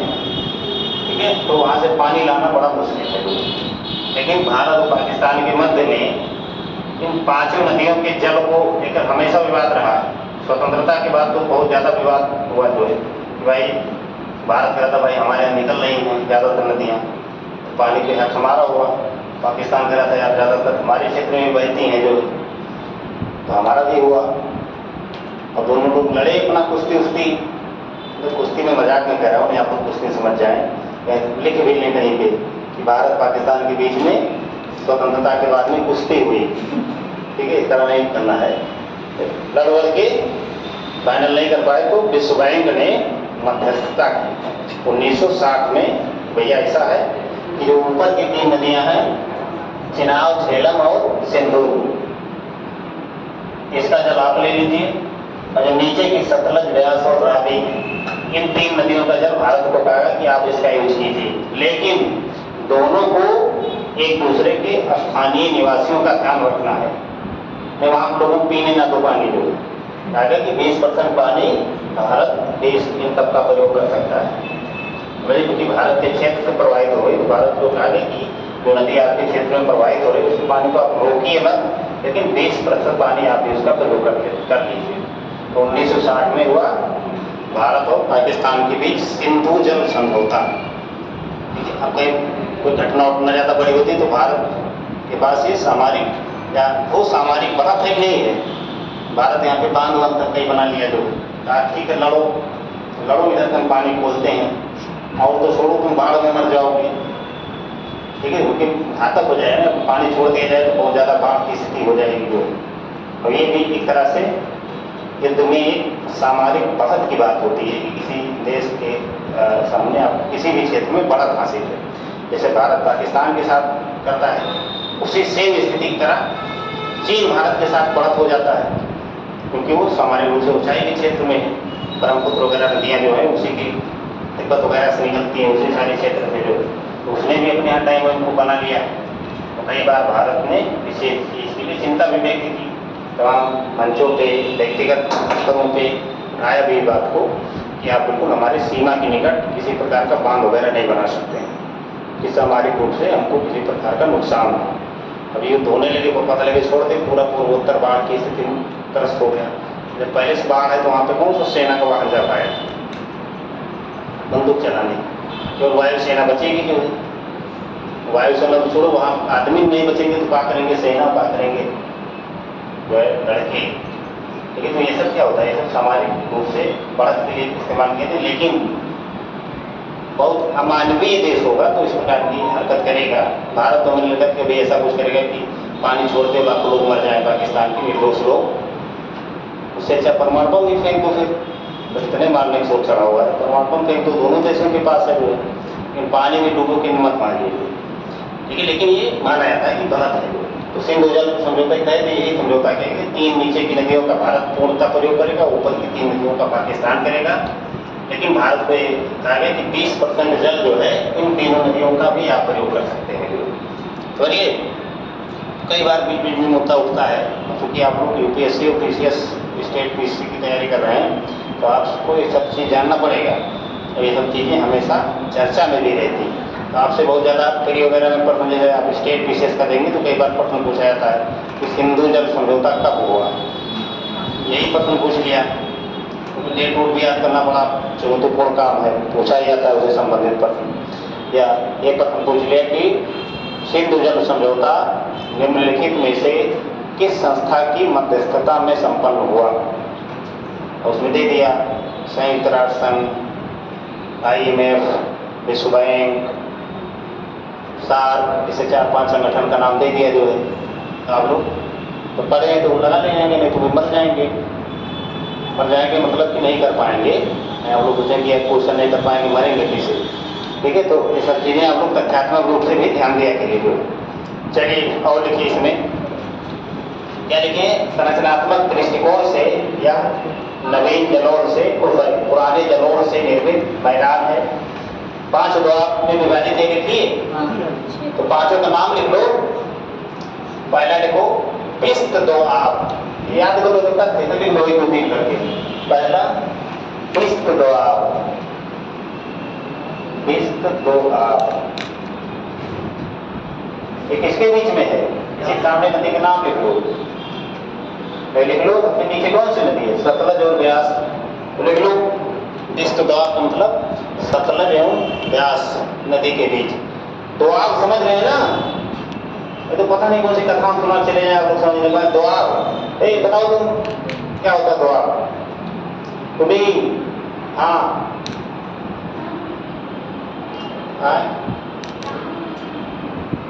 तो संगम हो गया, जहाँ दो नदियाँ जैसे मिलती हैं, ये तो संगम क्षेत्र हो गया। ये तमाम संगम है, भारत में तो बहुत संगम है, इलाहाबाद में है, जहाँ गंगा यमुना मिलती हैं। संगम नहीं पूछ रहे हैं, जहाँ 2 नदियों के बीच का क्षेत्र हो, जैसे मान लीजिए एक नदी ये है और एक नदी ये है, अब दोनों यहाँ पे मिली तो ये हो गया संगम। अब भैया ये जो क्षेत्र बचा ये, इसकी मैं बात कर रहा हूँ, ये आपका हो गया द्वार क्षेत्र, समझ गई हैं? हाँ, तो ये सब मत बताया तो ये सब गलत गलत जो है, हमको लगा कि आप लोग नहीं समझा है। तो सतलज और ब्यास के मध्य का जो क्षेत्र है ये वाला, इसको हम लोग बोलते हैं पिस्त द्वार। अब आपसे पूछा जाएगा कि पिस्त द्वार निम्नलिखित नदियों के बीच में से, और इसमें 4 को दे देगा तो बहुत दिक्कत होती है, इसलिए याद कर लीजिए, बैठ जाइए। दूसरा लिखिए, दूसरा है बारी द्वार, बारी, बारी द्वार, बारी द्वार कहाँ होगा आप लोग लिख लीजिए। तीसरा है रचना द्वार, बड़ा सुंदर सुंदर नाम है, आप लोग लिखते जाइए। रचना द्वार, इन सबकी नदियों का नाम लिखते जाइए। बारी द्वार का लिख दीजिएगा ब्यास एवं रावी के मध्य, ब्यास एवं रावी के मध्य। रचना द्वार को रावी एवं चेनाब के मध्य। और चौथा है चाज द्वार, चाज, चाज द्वार। और 5वां है चाज द्वार, और 5वां सिंधु सागर द्वार, सिंधु सागर द्वार।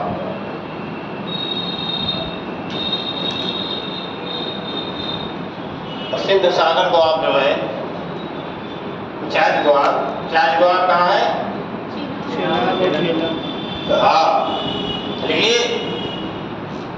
और सिंध सागर जो द्वाब है वो लिखिए सिंधु झेलम एवं चेनाब नदियों के मध्य। सिंधु झेलम एवं चेनाब नदियों के मध्य। तीन नदी इसलिए लिखवाना पड़ा, क्यों लिखवाना पड़ा तीन नदी? क्योंकि झेलम नदी थोड़ी दूर आके चेनाब नदी में मिल जाती है और इधर फिर कौन सी नदी है? चेनाब। तो अब चेनाब वाला ये क्षेत्र हो गया और झेलम का भी क्षेत्र हो गया और सिंधु का क्षेत्र होगा। तो ये पूरा जो है क्या है? ये सिंधु सागर द्वाब है। यानी सिंधु झेलम एवं चेनाब नदियों के मध्य का जो क्षेत्र है उसे सिंधु सागर द्वाब कहा जाता है। तो इन पांचों द्वाबों का नाम आप लोग तथ्यात्मक रूप से रटे रुटे रहिएगा, आपसे कभी भी पूछा जा सकता है एग्जाम में। ठीक है, आगे बढ़िए। देखिए पैराग्राफ चेंज करके देखिए, पंजाब के होशियारपुर में नदियों के द्वारा अपरदित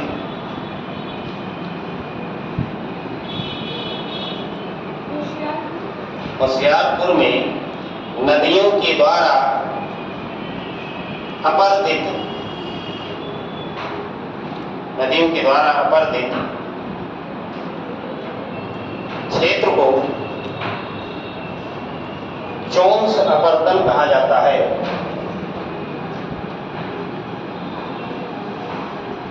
चोंस अपर्दन कहा जाता है। अभी बताता हूं कि क्या है। देखिए, चोंस अपर्दन कहा जाता है। पूछा जाएगा आपसे प्रश्न कि चोंस अपर्दन निम्नलिखित में से भारत के किस क्षेत्र की विशेषता है? तो लिख देंगे आपकी पंजाब हरियाणा के मैदानी क्षेत्र की विशेषता है। ठीक है, क्योंकि पंजाब का होशियारपुर इसके लिए ज़्यादा प्रसिद्ध है क्योंकि वहाँ नदियों के द्वारा तो मृदा की ऊपर की सबसे मुलायम परत है उसको हटा दिया गया, यानी वो अपर्दन के द्वारा हट गई। मुलायम परत हट गई तो कठोर चट्टान आ गई जो है, तो उसी कठोर चट्टान वाले बड़े प्रदेश को हम लोग बोलते हैं चोंस अपर्दन का प्रदेश। ठीक है, तो याद रखिएगा। ठीक है, आगे बढ़िए इसी में।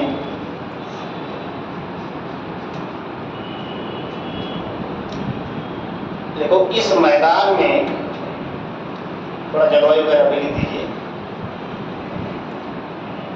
इस मैदान में अरब सागर की शाखा से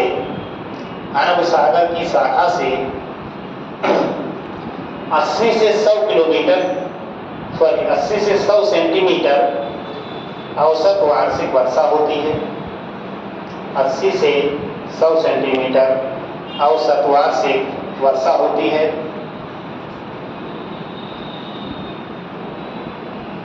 ये थोड़ा पानी ले आओ। 80 से 100 सेंटीमीटर औसत वार्षिक वर्षा होती है तथा उष्णकटिबंधीय शुष्क पर्णपाती वन पाए जाते हैं शुष्क पर्णपाती वन पाए जाते हैं।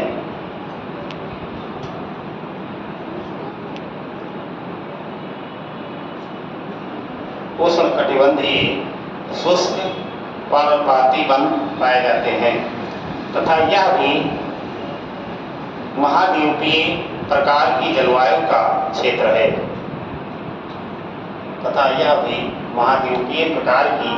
जलवायु का क्षेत्र है जहाँ पर गर्म एवं ठंड दोनों ऋतुएं कठोर होती हैं। जहाँ पर गर्म एवं ठंडी दोनों ऋतुएं कठोर होती हैं। महाद्वीपीय प्रकार की जलवायु पाई जाती है जो जहाँ गर्मी एवं ठंडी दोनों ऋतुएं कठोर होती हैं। कठोर होने मतलब कि जटिल होता है वहाँ पे रहना। जैसे हम ही लोग रह रहे हैं तो हम लोग कहाँ महाद्वीपीय प्रकार की जलवायु के क्षेत्र में है ना, लेकिन क्योंकि हम लोग यहाँ चट्टानी जो उस प्रकार की नहीं कि जो ज़्यादा सूर्य तप का ग्रहण करें, लेकिन हम लोग का ये तो हाल है। अभी 3-4 बजे रात में कितना टेम्परेचर रहेगा, कम हो जाएगा ना। अब तो आगे थोड़ा बढ़ना उड़ना पड़ता है, आपका फुल्का जो है 3-4 बजे या 12-1 बजे के बाद में जो शाम वाम के टाइम पे तो कितनी गर्मी रहती है। अब इसी में बुखार देखिए कितना आता है आदमी को, इसमें वायरल फीवर तो देखिए तमाम चल रहा है चारों तरफ। इसीलिए आता है ना कि शरीर में जो टेम्परेचर है कभी ज़्यादा गर्म कभी ज़्यादा ठंडा, ये नहीं शरीर देख पाते, कि थोड़ा इम्यूनिटी कमजोर है उनको बुखार बहुत ज़्यादा आ जा रहा है। कितना होता है शरीर का औसत तापमान? तो विज्ञान वाले तो बता ले जाएंगे और जो आर्ट वाले हैं वो भी बता ले जाएंगे, वो हल्के में लेना है। थोड़ा वैज्ञानिक बात किया जाएगा कितना होता है। हाँ, ये बना रहता है।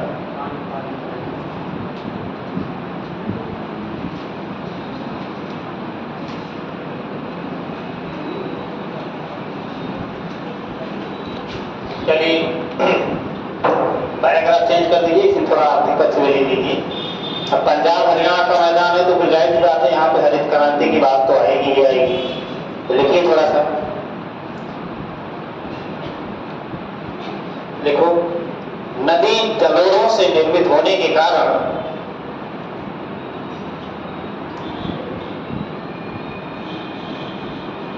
इस मैदान का आर्थिक महत्व भी अधिक है। इस मैदान का आर्थिक महत्व भी अधिक है।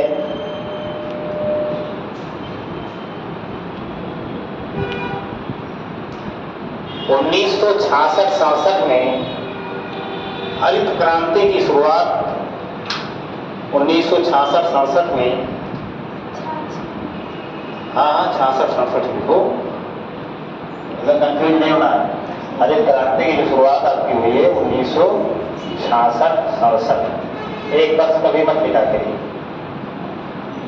1966-67 इसको माना जाता है आधिकारिक तौर पर, जो एनसीईआरटी की बात है। ठीक है, पूछा जाता है कि हरित क्रांति की शुरुआत की हुई तो 1966-67। हरित क्रांति की शुरुआत 1966-67 में इसी प्रदेश में की गई।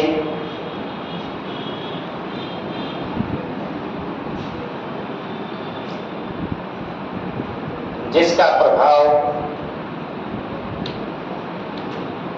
प्रभाव देश में खाद्यान्न आत्मनिर्भरता के रूप में सामने आया।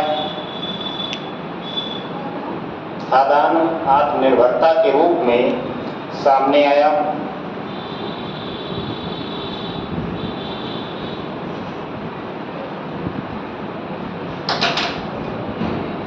खाद्यान्न आत्मनिर्भरता के रूप में सामने आया। एक चीज है, हर चीज में जिसमें अच्छाई होगी उसमें थोड़ा बहुत बुराई भी साथ साथ ही आएगी वो। ठीक है, अब जिस समय, अब वो समय की बात पे उसको माना जाता है कि सही कितना ज़्यादा परसेंटेज उसमें है और गलत कितना परसेंटेज है, तो उसी के आधार पर उसको हम एक्सेप्ट और नेग्लेक्ट करते हैं। अब क्योंकि उस समय की जो परिस्थिति थी देश में, अनाज का संकट था और भारत को खाने के लिए अनाज, खास करके धान गेहूँ ये सारी चीज़ें विदेशों के ऊपर निर्भरता थी। और ये भी निर्भरता क्या समझिए कि भीख मांगने की स्थिति थी, क्योंकि हमारे पास इतना भी विदेशी मुद्रा भंडार नहीं था कि हमको खरीद ले किसी देश से आत्मसम्मान बचाते हुए। तो अमेरिका और तमाम यूरोपीय देश भारत को गेहूँ वगैरह भेज देते थे। तो गेहूँ भी भेजते थे तो बहुत घटिया क्वालिटी का भेजते थे, जो गेहूँ आजकल हमारे कुत्ते भी नहीं खाएंगे उस प्रकार का गेहूँ आता था। ठीक है, अब क्योंकि संकट है, अभी यहाँ पर हम लोग भूखे मरने लगे, खाना वाना खत्म हो जाए तो क्या करेंगे? जो घास वास चलना शुरू कर देंगे तो इसमें तो कुछ लोग जो 5-5 बार खाते हैं वो क्या करेंगे? घास चलना शुरू कर देंगे, रोड पे मिट्टी उट्टी करिए उसको खाना शुरू कर देंगे, तो उससे तो अच्छा है। ठीक है, तो देश में जब अनाज का संकट इस लेवल पे था कि लोग भूखों मर रहे थे, कुपोषण के शिकार थे, एक छोटी छोटी बीमारी में लाखों लोग मर जाते थे। देखिए बीमारी बहुत सारी है, लेकिन अगर उससे लड़ने की क्षमता आपके पास है तो आप बच जाएंगे। लेकिन आप अगर कुपोषित हैं, खाने पीना नहीं खाते पीते हैं, तो आप पहले ही धार में निपट जाएंगे। समझिए, जैसे कोविड आया तो कोविड में ये तो हुआ कि जो खाए थे कम थे ऐसे शरीर थोड़ा घूम रहे थे, तो थोड़ा सा धूप न लगे, थोड़ा सा बिल्कुल सुखमय जीवन है, मतलब शरीर को कोई कष्ट ही नहीं देना। इम्यूनिटी कुछ है ही नहीं, जब से इम्यूनिटी के नाम पे कुछ है ही नहीं, वो सब पहली लहर में चले गए। दूसरी लहर में ऐसे लोग थे कि जो मध्य वाले थे, न इधर के थे न उधर के थे, न तो मजबूतें थी और न बहुत ज़्यादा कमजोरें थी, वो भी निपट गए। तो उसमें क्या थे, चेचक हो जा रहा था 60 के दशक में भारत में, मतलब कि चेचक हो जा रहा था। कहते माता जी आ गई, माता जी आ गई, उसी में मार डालते थे। पोलियो, ये सब क्या था, ये सब ऐसी बीमारियां थी जिससे लाखों लोग देश में मरते थे। और मरने का सबसे बड़ा कारण था कुपोषण। किसी व्यक्ति को अगर पर्याप्त खाना नहीं दोगे तो कितना टीका लगवा दीजिए, कितना दवा खिला दीजिए, बचना नहीं है, ठीक है। इसलिए आप लोग भी सुझाव देंगे कि खाना जितनी बार हो सके उतनी बार खाइए, और जितना संभव हो सके उतना खाइए, ठीक है। और पर्याप्त नींद लीजिए, तभी दिमाग का कि आपका जो है संतुलित विकास होगा। इन दोनों में अगर कोई ज़्यादा डिसबैलेंस हुआ, ठीक है, ज़्यादा डिसबैलेंस होने का मतलब कि केवल खा ही रहे हैं, तभी दिक्कत, पता लगे सो ही रहे हैं, 24 घंटे में 22 घंटे सो रहे हैं, तब भी दिक्कत हो जाएगी। तो इन दोनों में संतुलन बना चलेंगे तो आपका शारीरिक विकास भी होगा, मानसिक विकास भी साथ साथ में होगा। नहीं तो आप जाएंगे पगलाए, अपने यहाँ भाषा में जो समझे। तो उस समय हरित क्रांति लाना बहुत जरूरी था। हरित क्रांति में कई ऐसी चीजें थी कि जो अपने यहाँ की जैव विविधता को सीधे चुनौती थी, ठीक है। आप ऐसे केमिकल पेस्टिसाइड का प्रयोग नहीं कर सकते जिसमें तमाम सारे कीटनाशक जो केचुआ क्या हो, जो तमाम खेती किसानी में मददगार छोटे छोटे पेड़ पौधे भी हैं, ठीक है, उन सबका भी विनाश हो जाए। क्योंकि ये इकोसिस्टम है, इसमें हर छोटा से छोटा जीव किसी न किसी बड़े जीव या छोटे जीव के ऊपर निर्भर या आश्रित है वो। अगर किसी की मात्रा बढ़ी या किसी की मात्रा घटी तो उसका सीधा सा इफेक्ट मानव के ऊपर भी आएगा और आपके पूरे इकोसिस्टम के ऊपर भी आएगा। जो कोविड ही तो था, कोविड में और क्या था, कोविड में इकोसिस्टम बिगड़ने का ही नतीजा है। अभी अपने जो तमाम ऐसे जीव जंतु हैं जिनकी संख्या को अगर संतुलित न किया जाए तो इतनी ज़्यादा मात्रा में हो जाएगी कि आदमी संकट होने लगेगा। उनकी पैदावार इतनी ज़्यादा है कि जनशक्ति इतनी ज़्यादा है कि उनकी बहुत भारी मात्रा में, जैसे भी अपने मुर्गा वगैरह है जो है, लोग कहते हैं ना खाया जाए, तो मैं नहीं खाता हूँ, लेकिन अगर इनको नहीं खाया जाएगा तो ये आदमी को एक समय के बाद में इन्फेक्ट करना शुरू कर देंगे, क्योंकि इनकी हमारे इकोसिस्टम में इतनी ज़्यादा संख्या हो जाएगी, इतनी ज़्यादा पैदावार है कि आदमी उससे स्वयं प्रभावित होने लगेगा। और खाते पीते हैं तो संतुलित रहता है, लेकिन यानी बहुत सारी ऐसी चीज़ें हैं जिनको हम खाते हैं, हमको कोई दूसरा खा रहा है, इस प्रकार से एक दूसरे पे आश्रित है और इकोसिस्टम संतुलित है, ठीक है। इसमें कोई ज़्यादा खाना शुरू कर दिया तब भी गड़बड़, और कम खाना शुरू किया तब भी गड़बड़। कम खाओगे संख्या उनकी बढ़ जाएगी, ज़्यादा प्रभावशाली हो जाएंगे, और ज़्यादा खाओगे तो खत्म हो जाएंगे, जैसे चीता भारत से विलुप्त हो गए, समझे। तो हर एजेंट का जो चाहे पेड़ हो या पौधा हो या जंतु हो, सबका अपना अपना स्थान है इकोसिस्टम में कोई। तो हरित क्रांति का सबसे बड़ा नुकसान ये हुआ ना, तो उसमें बहुत सारे ऐसे अत्याधुनिक चीजों का प्रयोग किया गया। सबसे पहली चीज है कि बीज का प्रयोग किया गया जो आनुवांशिक रूप से रूपांतरित बीज थे। ये हाइब्रिड लेकिन से बीज का उत्पादन क्षमता बहुत ज्यादा थी। जो जैसे अपने अभी के हाइब्रिड धान वगैरह देखिए, इतने बड़े बड़े पौधे होंगे, इतना ज्यादा पैदावार होगी कि क्या होता है, लेकिन उनकी क्वालिटी होगी खाने की, या उसमें जो जैव आवर्धन होगा, ठीक है, बहुत सारे जो रासायनिक चीजों का हम प्रयोग करते हैं वो हमारे अनाज में उस थोड़ी बहुत मात्रा में आ ही जाएंगे, जो हमारे शरीर में चले जाएंगे। शरीर में जाएंगे तो शरीर के लिए घातक हो जाएंगे। देखिए कैंसर, तमाम तरीके के त्वचा रोग की मात्रा बढ़ जाएगी। जो मृदा में अगर आप डालेंगे तो मृदा तत्कालिक रूप से तो बहुत लाभ प्रदान करेगी। जिस खेत में 2 कुंटल गेहूँ होगा हो सकता है उस खेत में 12 कुंटल होना शुरू हो जाए, लेकिन 12 कुंटल तो होगा लेकिन ज्यादा दिन नहीं होगा, 2-4 साल होगा, उसके बाद में आपकी मृदा जो है बिल्कुल बेकार हो जाएगी। इसके अलावा पर्यावरण को नुकसान होगा कि पेड़ पौधे देसी जो आपके बीज थे पहले से जो हमारे यहाँ बुआई किए रहते थे उनकी उत्पादकता भले ज़्यादा न रही हो, लेकिन वो हमारे स्वास्थ्य के लिए बहुत लाभदायक थे। ठीक है, उसमें किसी प्रकार की मिलावट नहीं थी, वो ऑर्गेनिक थे, कोई दिक्कत नहीं। लेकिन अब क्योंकि डिमांड ज़्यादा थी तो सरकार को मजबूरी में लाना पड़ा। अब आज जो हरित क्रांति के क्षेत्र हैं वो सारे क्षेत्र इन सारी समस्याओं का सामना कर रहे हैं। ठीक है, अब वहाँ पे देखिए कैंसर एक्सप्रेस एक ट्रेन चलती है बाकायदा, इतने लोगों को कैंसर हो गए कि सरकार ने एक ट्रेन, क्योंकि उसमें ज़्यादातर मरीज कैंसर का इलाज कराने ही दिल्ली आसपास के क्षेत्रों को आते हैं, तो उस ट्रेन का नाम रख दिया है कैंसर एक्सप्रेस।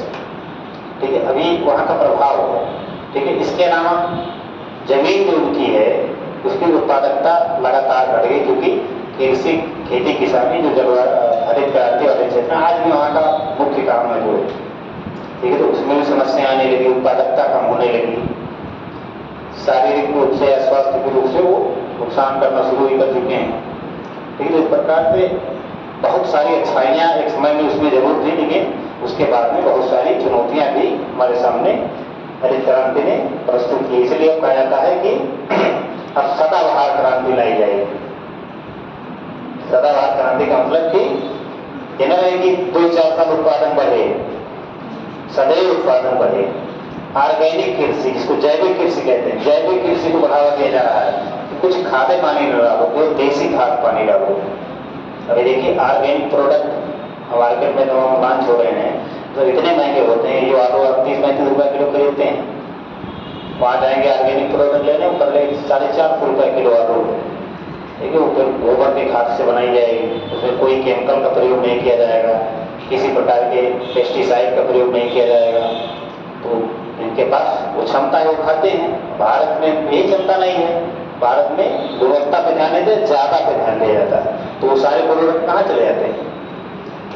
यूरोप में, अमेरिका में, विकसित देशों में चले जाते हैं। विकसित देशों के पास पैसा तो मंगा खाते हैं, उनके यहाँ स्वास्थ्य संबंधी समस्या उतरी नहीं है, पैसा है लोगों के पास। अपने यहाँ क्या है, दालें चावल खाना है, बहुत ज़्यादा बढ़ेंगे तो अचार खा लेना है। ठीक है, उसमें कौन सी गुणवत्ता, बस अच्छा लगे। ठीक है, तो ऑर्गेनिक प्रोडक्ट आदमी क्यों खाएगा? क्योंकि वो ज़्यादा हमारी पहुँच से बाहर है। पता लग गया वो 30-35 रुपये किलो आलू मिल रही है, 300 रुपये किलो दूसरी वाली आलू मिल रही है, तो क्यों लेगा वो आलू को? ठीक है, तो ये सारी चीज़ें ये क्या इफेक्ट है? ये हरित क्रांति के ही इफेक्ट है। और सबसे बड़ा इफेक्ट तो किसानों के मध्य में अंतर पैदा कर दिया हुआ है हरित क्रांति ने। पंजाब, हरियाणा, महाराष्ट्र, इन सारे राज्यों में देखिए किसानों की आत्महत्या की दर बहुत ज़्यादा है। इसीलिए तो आत्महत्या की दर बढ़ी। बाद में रिसर्च किया गया कि भाई इन्हीं राज्यों में क्यों आत्महत्या की दर ज़्यादा बढ़ रही है। इन राज्यों में लोगों ने ऋण ले लेके किसानों ने और नकदी खेतों की फसलों की खेती करना शुरू किया। अब खेती किसानी में है मानसून पे आधारित। पता लगे कि हम बहुत बढ़िया से उपजाए बढ़िया मक्का वक्का लग गया, एकदम से फसल काटने का समय आया, ओलावृष्टि हो गई, बाढ़ आ गई, बहुत तेज हवा चल गई, पूरी फसल बिछ गई पूरा खेत में जो। तो अब इस सब से क्या होगा? एक आपका नुकसान होगा। अब इतना नुकसान होगा तो बैंक का जो पैसा आपने लिया है नकदी खेती करने के लिए वो भर नहीं पाएंगे।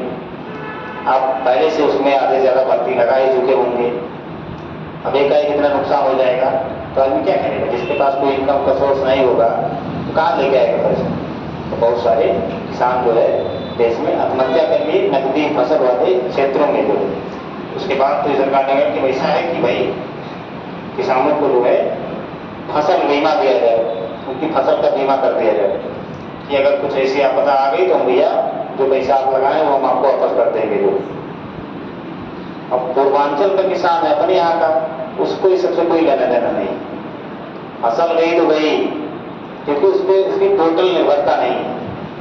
खेती भी कर रहे हैं, पढ़ा भी रहे हैं, मास्टर भी हैं, दुकान भी 2-3-4 तो चल रही है, यानी कि चीज की निर्भरता ही नहीं है जो पूर्ण रूप से।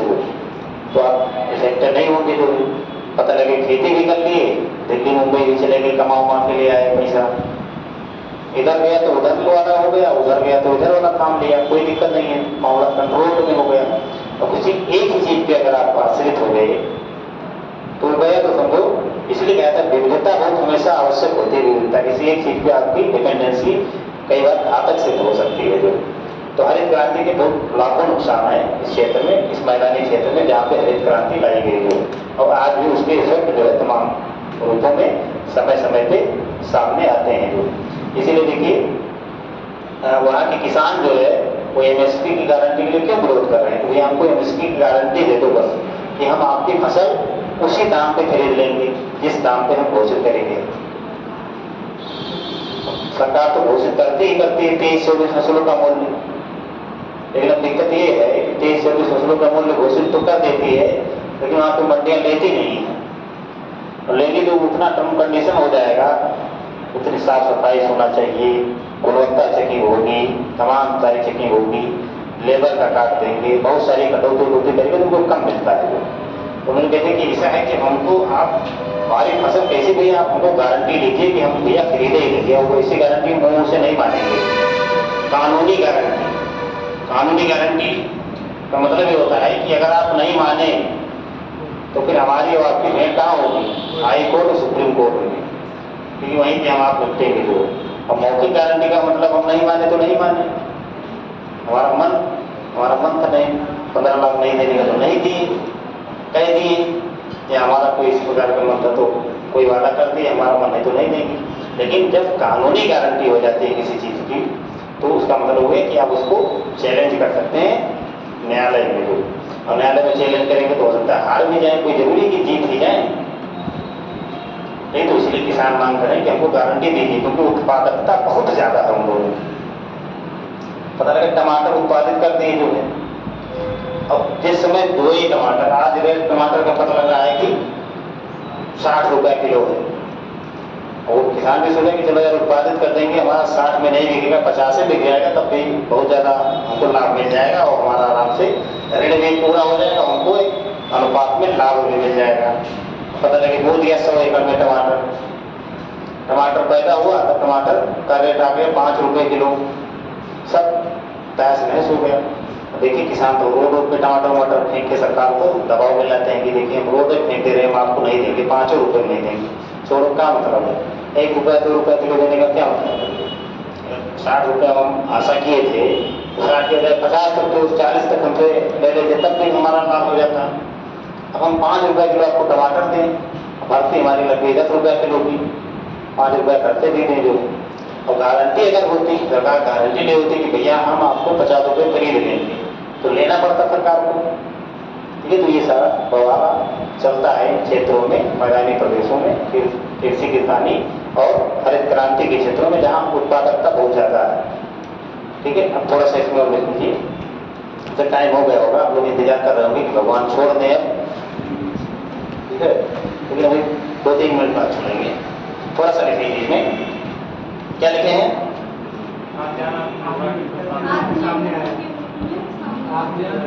हाँ, खाद्यान्न आत्मनिर्भरता के रूप में हमारे सामने आया, लेकिन कई सारी पर्यावरणीय चुनौतियां भी उत्पन्न की, कई सारी पर्यावरणीय चुनौतियां भी उत्पन्न की।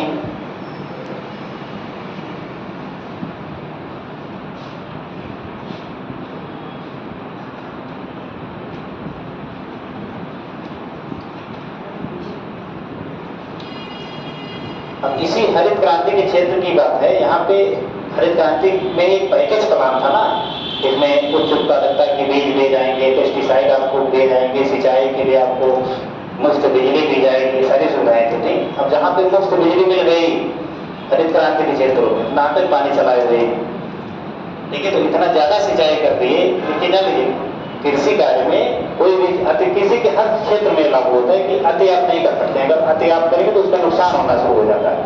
अगर खेत में, गेहूं के खेत में आप 24 घंटा पानी भरे रहेंगे या धान के खेत में पानी भरे रहेंगे, ठीक है, जितना जरूरत है उससे ज्यादा पानी भरे रहेंगे कि भाई हमारी फसल सबसे अच्छी हो। ठीक है, तरह का कंपटीशन भी होता है ना गाँवों में कि भाई हमारी फसल से बढ़ेगी, तुम्हारी कैसे रुको, तो उसे यूरिया फेंका है 2 बोरा डाल के, ठीक है, पंप लगा है खेत में, बिजली मुफ्त है, दबा दिए बटन, भर गया खेत। ठीक है, तो इन क्षेत्रों में इतनी ज्यादा मात्रा में सिंचाई कर दी कि यहाँ पे नमक की जो परत है मृदा में या नमक की मात्रा वो बढ़ गई, ठीक है, केशिका क्रिया के द्वारा नमक की मात्रा बढ़ गई इस क्षेत्र में, तो रेह या कल्लर बोलते हैं इस क्षेत्र में। देख लीजिए थोड़ा सा एक बार, देखिए हरित क्रांति के प्रदेशों में जहाँ सिंचाई सुविधाएं अधिक हैं, जहाँ सिंचाई सुविधाएं अधिक हैं,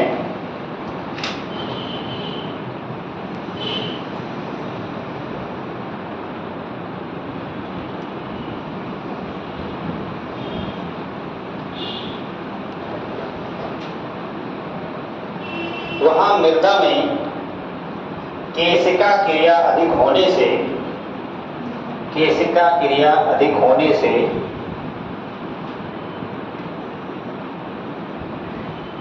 केशिका क्रिया अधिक होने से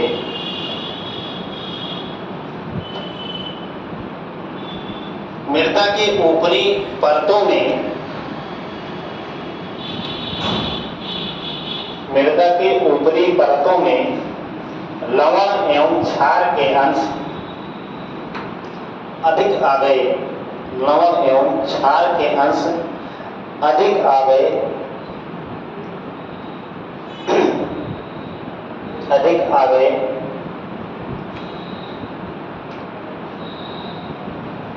ऐसी मृदा को रेह या कल्लर बोलते हैं। ऐसी मृदा को रेह या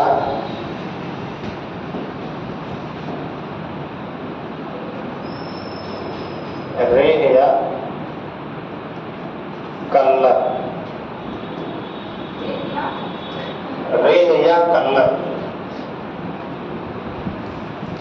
सब आपके आसपास से जुड़े हुए नाम हैं। अब देखिए जो मृदा अपने आप बिल्कुल अनुपजाऊ हो जाती है, जिसमें घास फूस भी नहीं जमते हैं, ठीक है, तो उसके ऊपरी परतों में देखिए जो जिसको अपने यहाँ बोलते हैं रिहार बांगर, ठीक है, रिहार बांगर ये मृदा है। रिहार की क्या विशेषता है? रिहार में ये तो होता है इसमें नमक और लवण एवं क्षार के अंश जो है बिल्कुल मृदा की ऊपरी परतों में आ जाते हैं। पहले कपड़े बड़े की धुलाई उसी से की जाती थी, पहले के ज़माने में। अब आप लोग तो सब एडवांस हैं, ठीक है, लेकिन पहले के ज़माने में महिलाएं जो कपड़ा वगैरह धोती थी उस समय उनका प्रयोग किया था, उसमें नमक की मात्रा होती थी, ठीक है। रिहार रहेगा, अपने दादी वादी से पूछेगा तो वो बताएंगे, ठीक है, रिहार से कपड़ा की धुलाई की जाती थी। तो रेह कल्लर जो इन क्षेत्रों में इसकी मात्रा बहुत ज़्यादा बढ़ गई थी, ठीक है, जहाँ पे अत्यधिक सिंचाई की गई है, ठीक है। तो ये सारी विशेषता थी आपके पंजाब और हरियाणा के मैदान की। अब अगला रीडिंग डालिए, ऊपरी गंगा का मैदान, ऊपरी गंगा का मैदान, ऊपरी गंगा का मैदान, ऊपरी गंगा का मैदान। ऊपरी गंगा का मैदान का मतलब कि गंगा नदी जहाँ से निकलती है, ठीक है, वहाँ से लेके और ऐसे क्षेत्रों तक जहाँ तक उसकी स्पीड ज़्यादा है, यानी पानी के बहाव की दर अधिक है, और नदी जो है निक्षेपण का कार्य करना स्टार्ट नहीं करती है, ऐसा माना जाता है, ठीक है। तो ऐसा क्षेत्र आपके आधे उत्तर प्रदेश से लेकर और जहाँ से गंगा निकली, इस सारे क्षेत्रों में ही ये उत्तरी गंगा का मैदान पाया जाता है। जो बुंदेलखंड, गंगा यमुना का द्वार, आगरा मंडल, ये सब उत्तरी गंगा के क्षेत्र में आते हैं। तो अब इसमें एक एक करके हम लोग कल पढ़ेंगे, तो कल खत्म हो जाएगा मैदान भी, ज़्यादा है, इसको थोड़ा आराम से रुक के पढ़ा रहे हैं क्योंकि इसमें बहुत सारे तथ्य हैं जो बार बार एग्जाम में पूछे जाते हैं, ठीक है। आप लोग प्रश्न मन कर तो लिख लीजिए, आप प्रश्न आप लोग ले लिया करिए, तो आप दो तीन इंस्ट्रक्शन विशेष रूप में ध्यान रखिए कि प्रश्न लिखिए। तो पहली चीज़ है कि ये आप तय कर लीजिए कि हमको नकल नहीं करना है। नहीं, कई लोग क्या करते हैं कि उसे संबंधित जो तथ्य उनके पास किताब वगैरह में ढूंढ के मिल जाता है, वो एक तरफ से छाप देते हैं। एक दो लोग खाली थोड़ा सा लिखने का अच्छा प्रयास किए हैं, लेकिन उनका भी नाम नहीं लेंगे, नहीं अगले दिन तो वो भी घटिया लिखेंगे, ठीक है। तारीफ भी करना बहुत खराब हो जाता है, जो नहीं ठीक है जो, ठीक है। आपको दो ही चीज़ ध्यान रखना है कि पहला चीज़ तो बढ़िया पेज लीजिए, तो घटिया पेज ले लेते हैं आप लोग, चेक करने में नहीं मन करता, कलम चलाओ बदल के फट जाता है उसके साथ में, ठीक है। रफ पेज ले लेते हैं, रफ पेज मत लीजिए आप लोग, ठीक है। प्लेन पेज बढ़िया लीजिए जिसमें आंसर राइटिंग बढ़िया की जाती है, ठीक है, बढ़िया पेन लीजिए, और शुद्ध से लिखिए जिस फॉर्मेट में मैंने बताया था, जो प्रश्न पूछा जाए और जितना पूछा जाए केवल उतने लिखिए आप, उसके अलावा कुछ भी मत लिखिए। पहली सदी इस बात को आप लोग बहुत ज़्यादा दबाव के साथ कह रहा हूँ कि जो पूछा जाए आपसे केवल वो लिखिए।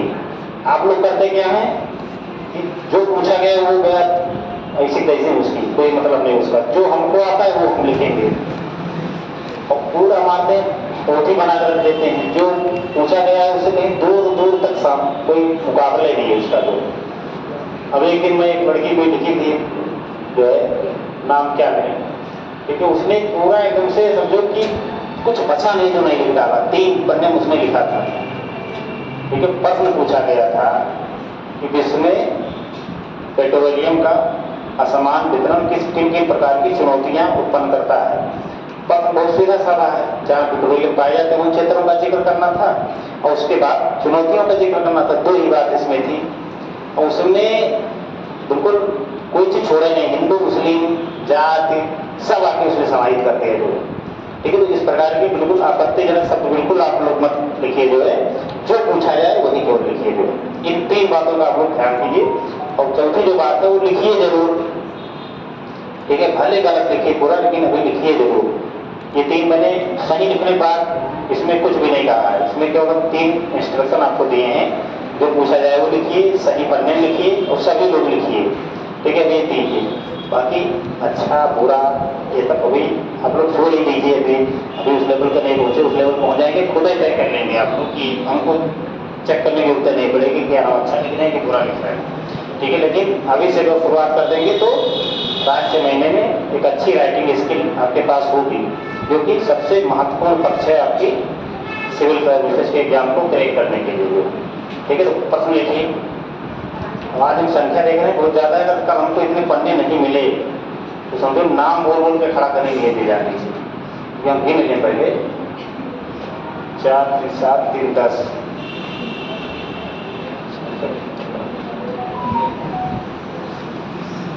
लगभग 40-45 लोग हैं।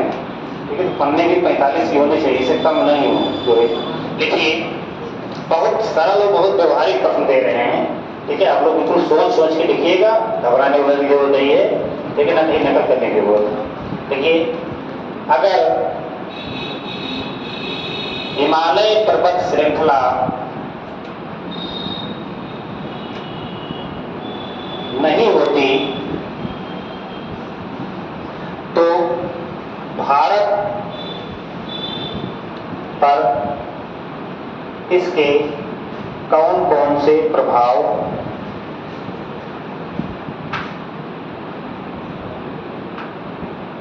पड़ते, तो भारत पे इसके कौन कौन से प्रभाव पड़ते।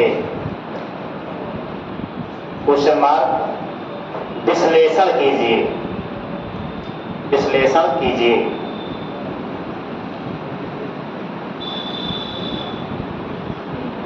अब इसमें हिमालय पर्वत श्रृंखला हम लोग पढ़ा ही चुके हैं।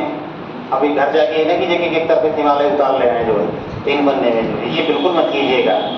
ठीक है, नहीं तो आपके बाद मैं यही बोल बोल के पढ़ूंगा, बहुत बेइज्जती फील होगी आप लोगों को, जिसकी काफी होगी। नंबर दूंगा, यही बोल के बता दूंगा कि हाँ इतना नंबर मिला है। इसमें आपको मैं मोटे तौर पर बता दे रहा हूँ कि करना क्या है। इसमें जाइए घर पे, ठीक है, इसमें आपको किसी ऐसे तथ्य की जरूरत ही नहीं कि जो आपको याद करने जैसी चीज हो।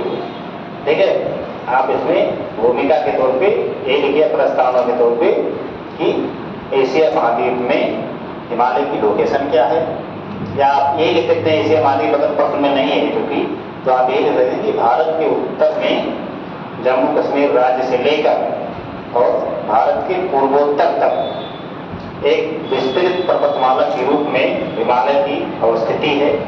अब अगर आप उसको तथ्यात्मक बनाना चाहते हैं तो उसके किलोमीटर वगैरह भी लिख सकते हैं कि लगभग 2500 किलोमीटर के क्षेत्र में हिमालय की या हिमालय पर्वत श्रृंखला पूर्व से पश्चिम की दिशा में अवस्थित है। ठीक है, जिसका भारत पे व्यापक प्रभाव है। इन प्रभावों को निम्नलिखित रूपों में देखा जा सकता है। बस इतने आपकी प्रस्तावना हो गई। ये पैसे हो गया, इसमें हिमालय के बारे में मुझे लिखना ही नहीं है, हिमालय के प्रभाव के बारे में लिखना है। और उसके बाद प्रभाव आप देखिए, तमाम प्रभाव पड़ सकते हैं, पर्यावरणीय प्रभाव पड़ सकता है। और हिमालय नहीं होता तो यहाँ बरसें नहीं होती, सबसे बड़ा तो मानसूनी प्रभाव हो गया, ठीक है। इसके अलावा सामरिक प्रभाव भी आप देख सकते हैं कि अगर पर्वतमाला अवस्थित है तो किसी भी प्रकार की के जो हमारे पड़ोसी देश हैं उस दिशा में, ठीक है, उनसे हमारा कोई प्रत्यक्ष संपर्क सीधा नहीं होता है कि हम युद्ध की स्थिति में आए या किसी प्रकार का तनाव उत्पन्न हो, ठीक है, या हमको इस क्षेत्र में परत भी मिल जाती है कि एक तरह से प्रहरी के रूप में काम करता है हिमालय जो, ठीक है। तो नदियाँ तमाम सतत वाहिनी वहीं से निकलती हैं। अब अगर हिमालय नहीं होता तो वहाँ से सतत वाहिनी नदियाँ न निकलती, सतत वाहिनी नदियाँ न निकलती तो इतना बेहतर मैदान नहीं विकसित होता, इतना बेहतर मैदान नहीं विकसित होता तो इतनी उपजाऊ मिलता यहाँ पे न होती, कृषि कार्य संभव होता। ये सब उसके प्रभाव है, तो हिमालय का ही तो प्रदेन है। तो ये सब प्रभाव सोच सोच के लिखिए, ठीक है। निष्कर्ष में फिर लिख दीजिए कि उपयुक्त विवरण से स्पष्ट है कि हिमालय हमारे लिए बहुआयामी महत्व रखता है, जिसका प्रभावों के विश्लेषण से इस बात की पुष्टि होती है। बस और क्या इसमें लिखना है। अगर और निष्कर्ष में थोड़ा बहुत बढ़ाना चाहते हैं तो ये भी लिख सकते हैं कि हिमालय आज के समय में अनियोजित आर्थिक सामाजिक आर्थिक विकास के कारण कई तरह की पर्यावरणीय समस्याओं का सामना कर रहा है। एक आधा उदाहरण भी दे सकते हैं, भूस्खलन इन सब का जो है इसे दूर करने का या इसके समुचित जो है समाधान का प्रयास हम लोगों को सामूहिक तौर पे करना चाहिए। बस एक आपका निष्कर्ष भी हो जाएगा। निष्कर्ष या सुझाव, देखिए निष्कर्ष में मूल रूप से ये बात होती है कि जो बात आपने पूछा उसकी पुष्टि हम कर दिए, ठीक है। हमारा सुझाव ये है कि इसमें ये किया जाएगा, क्योंकि अब आप अधिकारी बनने जा रहे हैं तो आपके सुझाव मायने रखते हैं। आपके सुझाव को उसमें प्रश्न में शामिल किया जाता है, इसमें देखा जाता है कि हाँ भाई कितना सोच सकता है किसी एक मुद्दे के बारे में, कितने डायमेंशन में सोच सकता है, ये सारी चीजें मायने रखती हैं जो, ठीक है। चलो आज के लिए इतना ही, चलो।